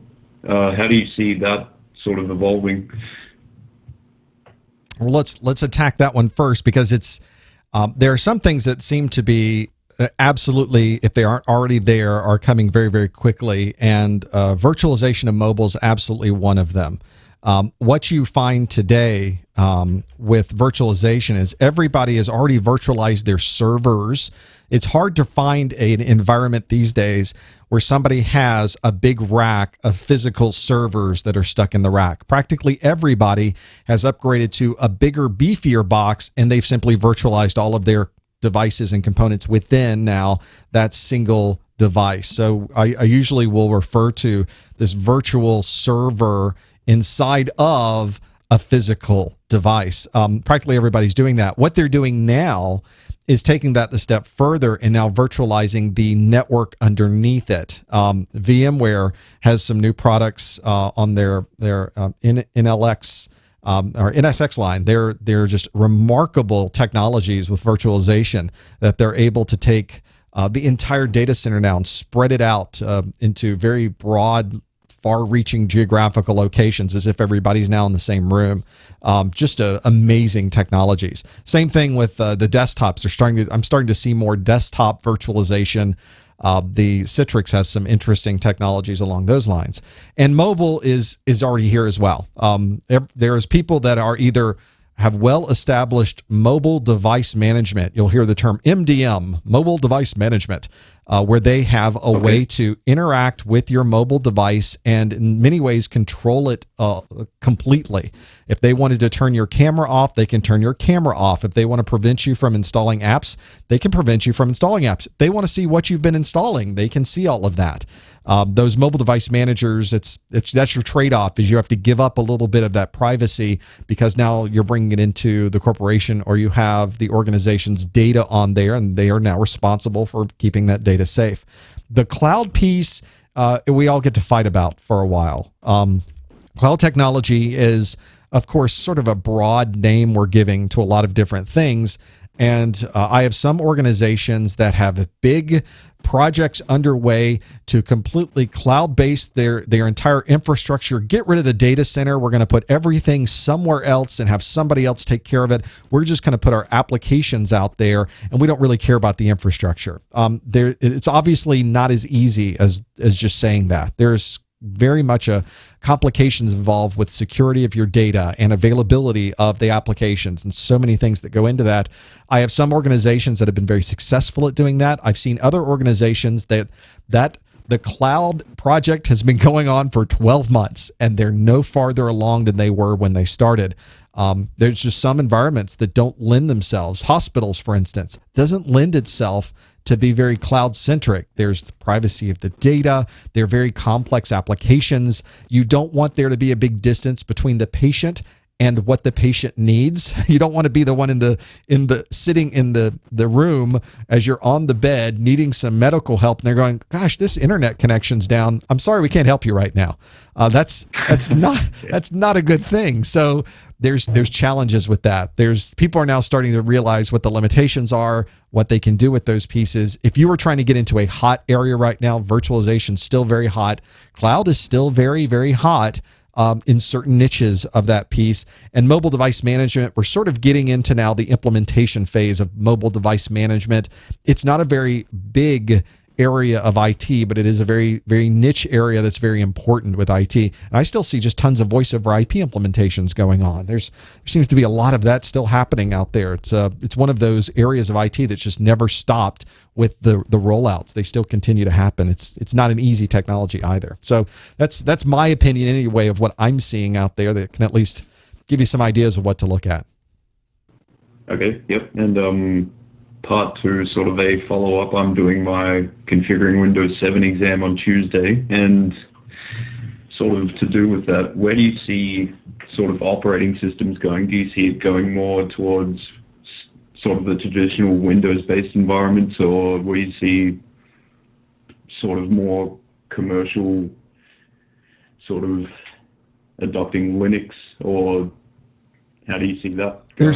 There seems to be a mix out there. The desktops continue to be Windows. You look at small organizations, big organizations, they're all running Windows desktops. And one of the things you heard, I don't know, 2 years ago, is that now that the iPad and other Android tablets have just taken over, we're no longer going to need desktops. And I'm looking around at these places that I go into. Everybody has a computer still and a tablet. So nobody got rid of their computers, or I would say, I won't say nobody, but there's very few examples you can find. A small percentage of people went to tablet completely. Almost everybody still has their desktop platform. And I think it's partly because the tablet devices, although extremely functional, are still very difficult to manage. It goes back to that mobile device management piece. Because you can't manage them, you can't trust them to be able to perform the tasks you need in a particular organization. Therefore, we're going to stick with the desktops for now. There's not a lot of people moving to Linux on the desktop, although there's obviously a lot of people doing Linux on the server side. The Professor Messer website is all Linux, from the load balancer to the server, the web servers to the database server on the back end. There's a lot of Linux going on. To the front end of everything, I have a reverse proxy. It's running on Linux. The reality, though, in most corporate environments, large organizations, is they haven't quite turned the corner on Linux for many different reasons. Support certainly one of them. But when you have an Active Directory infrastructure with Microsoft, we can complain about Windows all we want, but the reality is, in an organization of any size, Active Directory is awesome. It is amazing management technology. And when you have that many things you have to manage across such an amazing broad group of people in some organizations that span, in some cases, worldwide, I can go to one screen and tell exactly what my system should be able to do and not do. That's fantastic. So it's kind of hard to come off of that. You don't want to leave that world. Linux is nice, but it's not that nice. Mac OS, great capabilities, but it doesn't have that Active Directory piece. And not to, I'm sure we can all fight about this in the chat room later. We can all complain about those pieces. But that's a really good example, though, of why Windows continues to be so big and why people are doing their Windows 7 rollouts right now. They're getting off the XP and putting Windows 7 everywhere. I think the timing for your certification is pretty good. Yep. Okay, thank you for answering my questions. Hey, thanks for calling. Appreciate it. And good luck with that Windows 7 exam. That's a get command line. Okay, know all your command lines. That's my tip for you. Okay. Best of luck. Thank you. That was a tough exam, the Windows 7 one. Good luck, Adam, with that. I think but that's a good one to have in your back pocket. Maybe you're planning to also get that 7685 as well. I don't have a course for that one on my website, but that would be a good one to have too. We're winding down here. We've got a few calls left, though, so I want to hit them before there's too much time there. We have the 917. I keep going back to you, 917. Are you there? I think he's now muted. It's like, can't hear the kids now, can you? We're going to put you back on hold. I'm just going to let you ride that 917 number. Just have you on hold there. We'll hop over to 937. Have I talked to you yet, caller? Are you there? Yes, I am. Hey, what's your name? No, you have not me yet. My name's Garrett. Hey, Garrett. How are you? What question do you have for us today? Well, I just want to let you know I did pass my Network Plus exam All right. last month, yes. And I took it April 2nd, and I got my diploma in the mail last weekend. Oh, you have like one of the most popular questions in the chat room that you've just answered then, which was, when am I getting my piece of paper in the mail? So it took you, what, a couple of weeks, maybe 3 to get that? 2.5 weeks. Okay, so there's your line in the sand, everybody who asked that in the chat room.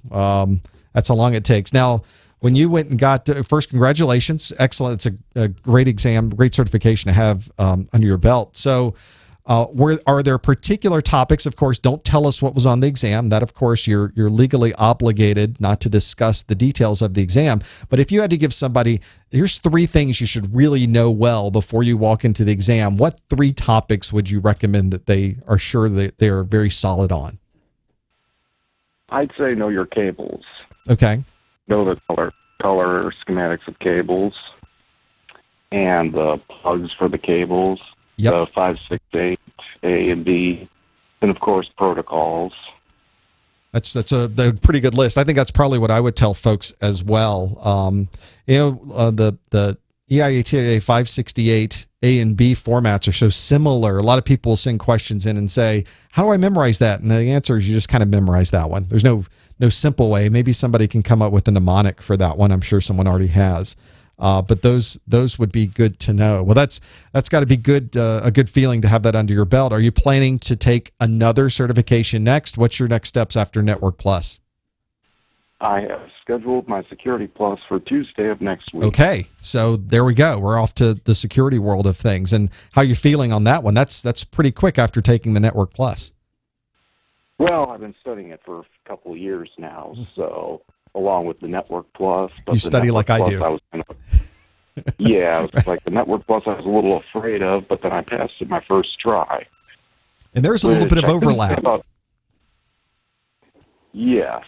I mean, because network security is in both exams. I think it's the last section in the Network Plus, but the first section in the Security Plus. Got it. So do you have a question about the Security Plus you want to ask, or is there something specific to networking that you're interested in? No, not offhand. Okay. I'm just relieved I got my Network Plus done out of the way. So, but yeah, there's no mnemonic to remembering cable color schemes for the Network Plus, because that's the only thing that really killed me on the exam. Like, I couldn't remember the color scheme. Right, it's like pure memorization. The adrenaline's flowing through you. You're not even recognizing what you're reading on the screen. I understand completely. They do give you a piece of paper before you start the exam, or they give you a white sheet that, like a whiteboard or glossy sheet that you can use with an erasable ink pen.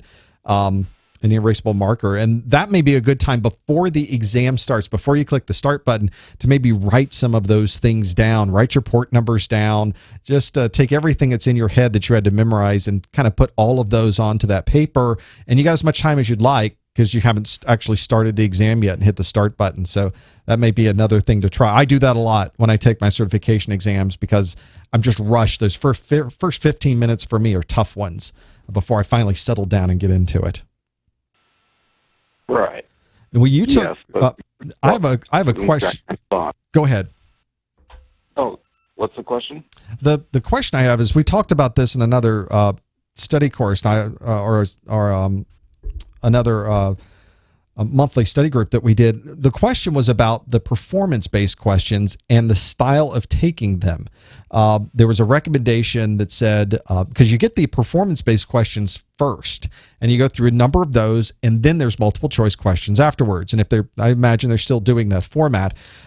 So some people said what you should do is just skip over the performance-based questions, because the exams are linear. You can go to any question and bounce around as much as you want on these particular exams. So skip over the performance-based, do all the multiple choice, and then come back to performance-based, and hopefully the multiple choice will have triggered your mind on some of the things you'll run into. Did you skip over those, or did you start with the performance-based and then trudge through?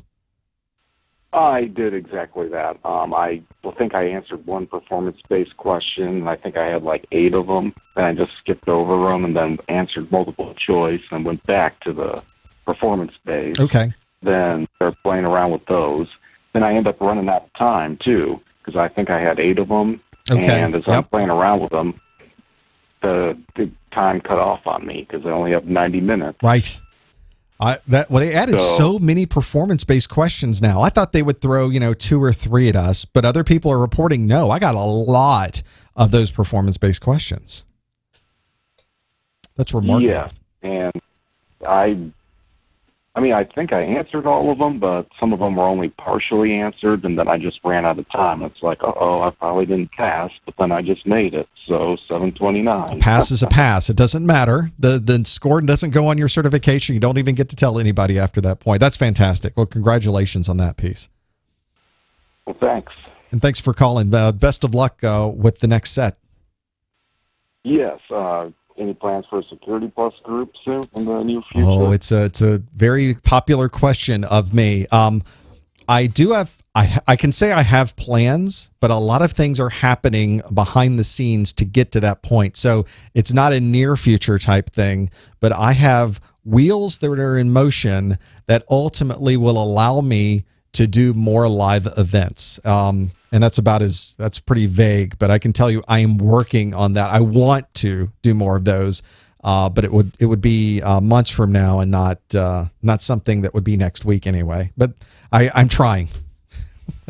Well, it's all good. I can still watch the free videos because It's true. still have the videos That's on the true. Security Plus tab on your website, so I can just still watch those. Absolutely. Well, good luck with that. A lot of stuff crosses over, so I think I should just knock this out now. I think you're better off, and it's not all in your head. So this is the perfect time to do it. Well, good luck with that, and thanks for calling. Yes, thank you. Take care. There's Yes, you too. so much with the Security Plus. It's such a broad exam. I know I've said that already in this study group, but it really, really is a lot of information in a very short period of time. I want to run through the last couple of callers. The 661 area code. Are you there, caller? Uh-oh. He's listening to the stream. You can hear Jared's there. And, Well, good luck with that. okay. We'll put you back on hold. And I think he may have just hung up. No, I've still got him there. Good. We've got also another caller in the 773 area code. Are you there, caller? Hello, sir. Hello. How are you? You might want to turn that stream down in the background so you don't get an echo. Hi. What's your name? Fantastic. My name is Joe. Hey, Joe. How are you? What question you have for us today? Yes, my question is, how do you create a what they call a virtual lab at your home so you could do practice your knowledge as far as VMware or other IT-related technologies at your environment? And also, what do you think about comparing Unix to Linux? I know it's a question that is not a very great question, but what is your general opinion about Unix? Some people say Unix is better than Linux because it has never changed. I think we could spend all day on that argument, but I'll give you my perspective anyway, and you can take that for whatever it's worth and being able to do that. You can absolutely build. Let's go to the first question is building those virtual environments. You can absolutely build a virtual environment on your desktop that can do similar things to what you saw in the GTS learning documents. In fact, when you see the Network Plus study groups, you see the videos that I've created, you look at the Microsoft course. In fact, the Microsoft course, I did the entire course with Active Directory servers, Microsoft's Windows 7 distribution onto systems. I did all in a virtual environment. So there was no real computer involved at all. In fact, I did the entire Windows 7 course on a Mac OS X desktop. So that's remarkable that technology even exists that allows you to do that. I used for that particular case a technology from Oracle called VirtualBox. And VirtualBox allows me, have a look at this. VirtualBox allows me to set up multiple systems and virtualize those operating systems and have virtual machines running. VirtualBox is absolutely free. It is extremely feature rich when you consider how much you're paying for this. It has the ability to run Windows 8, Linux, Windows 7, XP, many different operating system types. Anything you'll want to run, you can probably run it in VirtualBox. And you can tweak and change configuration settings. You can set up how much memory and how much display and how much storage and the size of different pieces that are on there, what type of audio you want to run. And the only thing that you have to have when you're doing this on your own environment is you have to have these operating systems. You have to have the disk and the licensing, because it's effectively the same as turning on a real computer that needs a real operating system that is properly licensed to be able to do that. So if you're planning to study, say the A+ exam, you have to know Windows XP, Windows 7. You have to know everything in different versions of those operating systems. It can be a little bit involved. You also have to know Windows Vista. So there's 3 operating systems. You have to have all 3 of those setup disks and be able to run all 3 on your desktop simultaneously. For the Network Plus, you have some flexibility. Mostly it's Windows oriented, but if you wanted to take a Linux distribution and load it up into this as well. The probably most popular virtualization software that's out there is from VMware, and they have another set of products on the VMware. The VMware Player is a good example of one that can play virtual systems and be able to do effectively the same thing as VirtualBox, except it's on your local Windows environment. If you're in the Mac OS X environment, it's VMware Fusion is the software, and I also have VMware Fusion that I will run on my desktop for other things as well. I like to use a lot of different kinds. So you can use whatever software you'd like. Just make sure that you understand you're going to need the installation media and some proper licensing to be able to do that. And your local computer has to have enough disk space, has to have enough memory to be able to run those multiple operating systems simultaneously on your desktop if that's what you're trying to do. Does that help make some sense, Joe? Yes, it does. Yes, it does answer the question. Yes, really great.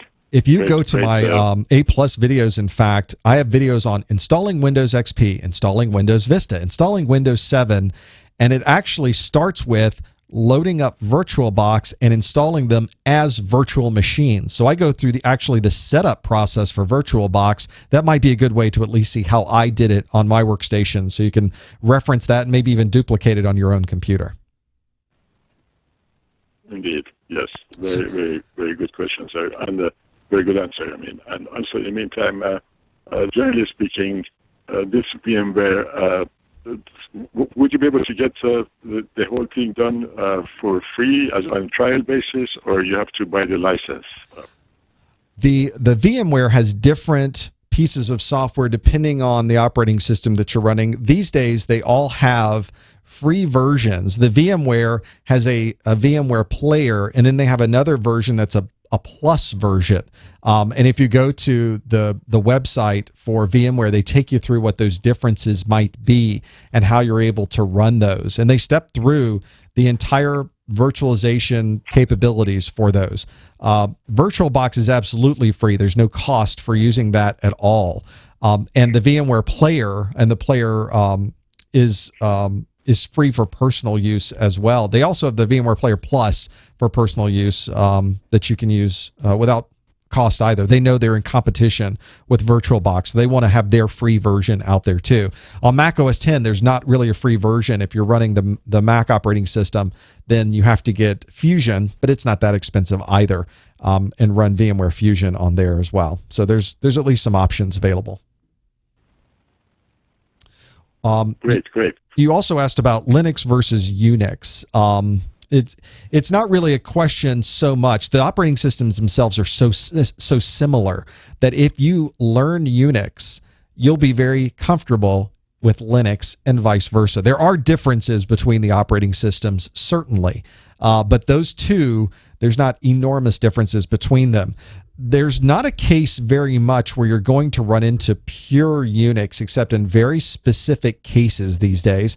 One could say the Mac OS X operating system is Unix, although a lot of the BSD, the Berkeley operating system behind the scenes, has really been changed so much, and it's been made so invisible that you almost couldn't say that that's what you would traditionally find in Unix. But there are certainly Unix platforms that are in use in organizations that are doing some very specific functions.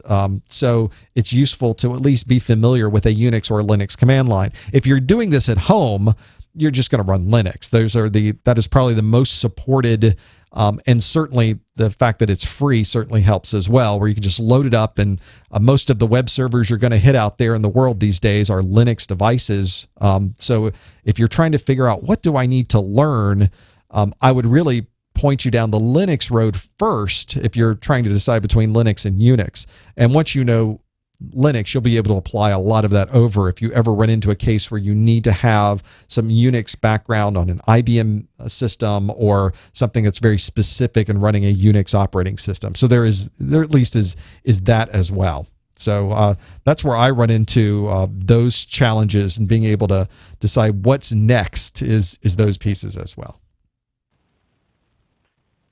Wonderful, Professor Meso. By the way, do you have this live broadcasting every Saturday?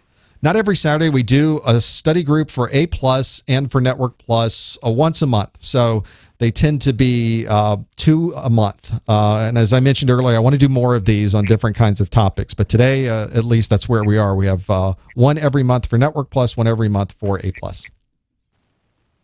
Wonderful, wonderful. Thank you very much. It was lovely talking to you, and I really enjoy your videos and your knowledge. Great. Thank you, very Joe. much. More power to you. Sure, Have a good appreciate day, it. sir. Thank you. You too. There's one of the benefits of having this infrastructure here is that I'm able to kind of spin these things up and do a lot of different things. So it's time to take advantage of some of this and do more of those things. I would love to be able to do a lot more of those pieces too. Okay, and our coming up on the top of the hour, I think my voice is going out, so we have time at least for maybe one more call here. It's the 661 area code. Are you there, caller? I think that's. Good morning. How you doing, Professor? Hey, how are you? Who's on the phone with me? What's your name? This is Anthony Kansas. It is Anthony. How are you, sir? Oh, I'm fine. I have a question. I think it's about frequency. All right, you may want to turn that stream down in the back so you. I'm listening to you. Well, I'm hearing myself again, and yeah, might help. Okay. There we go. Now, my question has to do with computers themselves, PCs, Okay. laptops. Let's say we have Windows XP scenario. Yes. I take some information out of a Vista computer that I have. I want to try to read it in Windows XP. Okay. And when I go to read it in the Microsoft word processing, it's all either binary or figures. Just funny looking characters on the screen. Exactly. Okay. And then you have a box sometimes it might pop up and it says, do you want to alternate or change language? And do you want to change your language, Anthony? Of course not. Of course not. Okay. Okay. So my question is, what causes that, and how do you try to get around that problem? Because sometimes I remember when I was in class, I would be working on somebody's computer, and I would download the information back up into their computer, and when they went to get to look at the information, it was either in some sort of figures or something that was not legible. Gotcha. What would cause that? Well, there's a couple of things to keep in mind there. So let's start with the first scenario where you have a document that you've done in Windows Vista. You take that document and you bring it into Windows XP, and it's gobbledygook on the screen. It doesn't look like anything when you pull these things up. Well, at that point, you're sort of outside the scope of operating system. You're dealing with the data file that was created by a word processing program, for instance. And one of the challenges that has been around forever is compatibilities between these different programs. And I mean, going back to the DOS days, these problems existed. I like the way you say forever. It sounds like California. Forever. It is one of these things I just remember struggling with this. And that's why you'll find that a lot of documents that are created on release notes or documents when an application is distributed, you'll notice on the installation media and even for Windows that the the text of the release notes is all in a very straightforward text format. It's not in a proprietary or specialized format, because they want to make it as easy as possible for someone to be able to read. You could technically read it from the command line of your computer. You don't need any third-party software to be able to do that. But if you have a word processing application in Windows XP, and let's say it's Microsoft Word, and it's a particular version, you tend to have to be able to have the same version of Microsoft Word with that same particular version, or the version that's opening up that file has to be able to convert over or read whatever you're deciding to send over to it. And that's where you get into scenarios. If they're exactly the same version of the file, you're generally okay. If you start having version mismatches, it's up to the program that's opening it up to be smart enough to properly parse out that old file or new file and be able to do something with it. Otherwise, you're going to get just crazy nonsense on the screen, and it doesn't look like any type of text that you had originally in the other application. Exactly. That is what I suspect is happening in the case that you mentioned there, between the different Windows operating systems having different word processors. And you'll notice sometimes when you save a file in a word processor or spreadsheet or whatever document you're using, you have a pull down that has a lot of different file types associated with it. Microsoft had one that they created called an RTF, a rich text format, that they tried to make something that would be compatible between different word processing programs. So you wouldn't have to have a proprietary format for these Word documents, that you could put it in something that Microsoft would make that format available to everybody, and everybody would be able to read it. It really didn't work out quite that nicely, but it does, in many cases, get you through a lot of problems with compatibilities between programs. And there may be other formats that wherever you're sending it to it can read it a lot easier. And I'm noticing now that a lot more people are using, some people are using Microsoft Word, some people are using the LibreOffice or the OpenOffice series. It's not always perfect when people are using those. It's not a perfect translation when they go through those pieces. So that's one thing to consider. Another thing you mentioned, especially between transferring files, that there was a case where you took a file, you transferred it up, and after transferring, the file wasn't the same. This can even happen when you are using the same program on both ends. There's some cases, especially with going between different operating systems, where subtle things are different. Things like the carriage return at the end of a line might be interpreted one way in one operating system and interpreted a completely different way in another operating system. So you also run into those scenarios where the program that's opening up has to be knowledgeable enough to look at the file, figure out where it came from, or at least ask you where it came from, and then open it up with that appropriate rule in place so that it doesn't mess up the carriage returns at the end of the line. That's just one single example of what you might find. Okay, because sometimes even when you get PDF files over the internet that you want to download, and maybe Adobe might say, well, you don't have the latest Adobe file to be able to interpret these files that are coming in. So to be able to read these files correctly, then you need to download this specific application. Gotcha. I think that's where exactly the case that you'll need, because they'll put new capabilities in the new version of the file that if you try to open it up in an old version, it won't know what to do with it, and it won't look right on the screen. So they're not really kidding. They're not doing it because they want you to download the latest one and somehow force you into paying some money. They're doing it because it's not going to be compatible otherwise. Okay. So what would you recommend, say, like if I'm working on somebody's computer and they might have had files that was in Windows XP. Now we have to update to Windows 7 because XP doesn't have updates anymore. Well, that's so if I put it in Windows 7, right? Are we talking about going like maybe compatible within the system to Windows 7, from XP to Windows 7? Yeah, generally, and the reason people, of course, moving off of Windows XP is because Microsoft isn't supporting it any longer. You can't get security patches for it. It doesn't change the format of the documents that you're sending between the operating systems. But one thing you have to watch out for is when you move to a new operating system, are you going to use the same old program that you were using in Windows XP? Are you going to get a newer version of the program? And is the newer version of the program going to be able to properly read the old version of those files? So that's something that you may have to do some testing with and open it up in the newer version just to see if that's really going to work properly for you. Okay, so then that's saying there's nothing really you can do until you have that scenario in front of you. Yeah, you're just going to have to test it. The operating system itself is not your issue.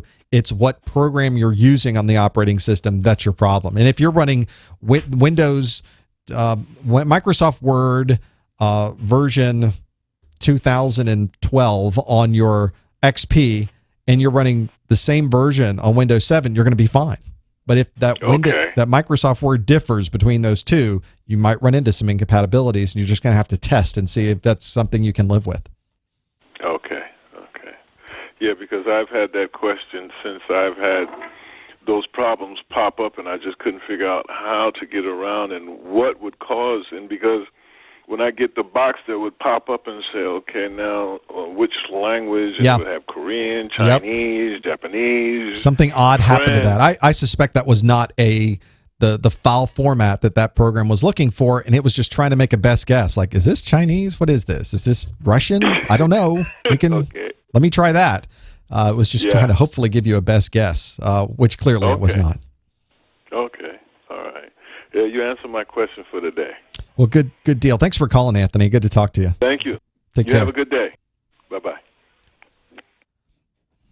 That was a full gamut of calls, and here we are almost 2 hours into it. We've got about a minute and 50 seconds left. And I think that's just enough time, of course, to say thank you again for joining us on the study group. There's so many questions I get. We are only able to go through such a small number of them. But of course, at the top of the Professor Messer website is a Contact Us link. 90 seconds. Thank you, dear. There's a Contact Us link right there at the top. And you can absolutely send me a message. I'll be glad to respond to any of those things. In the chat room, people were asking about continuing education. I get credits for this. You can get credits for this. Simply send me an email with the question that was asked. I asked a question earlier in the study group specific to, well, I can't tell you what it is because I want you to go find it. But there was a question I asked where QR code reader and it popped up and you went to the screen. That's what you want to send me. That way I'll know you watched this particular thing. If you've gotten through the second part of this study group, and since we've gone for an hour, you could probably get another hour's worth from that. What we'll do is use a secret code. We'll send me a email, and with that, send me the word virtualization, since we talked about some virtualization there at the end. And that way I know you've watched all the way through, at least to the end, and I'll be glad to send you an email certification saying, yep, you must have watched this because you sent me the question from earlier and you sent me the secret code here at the end.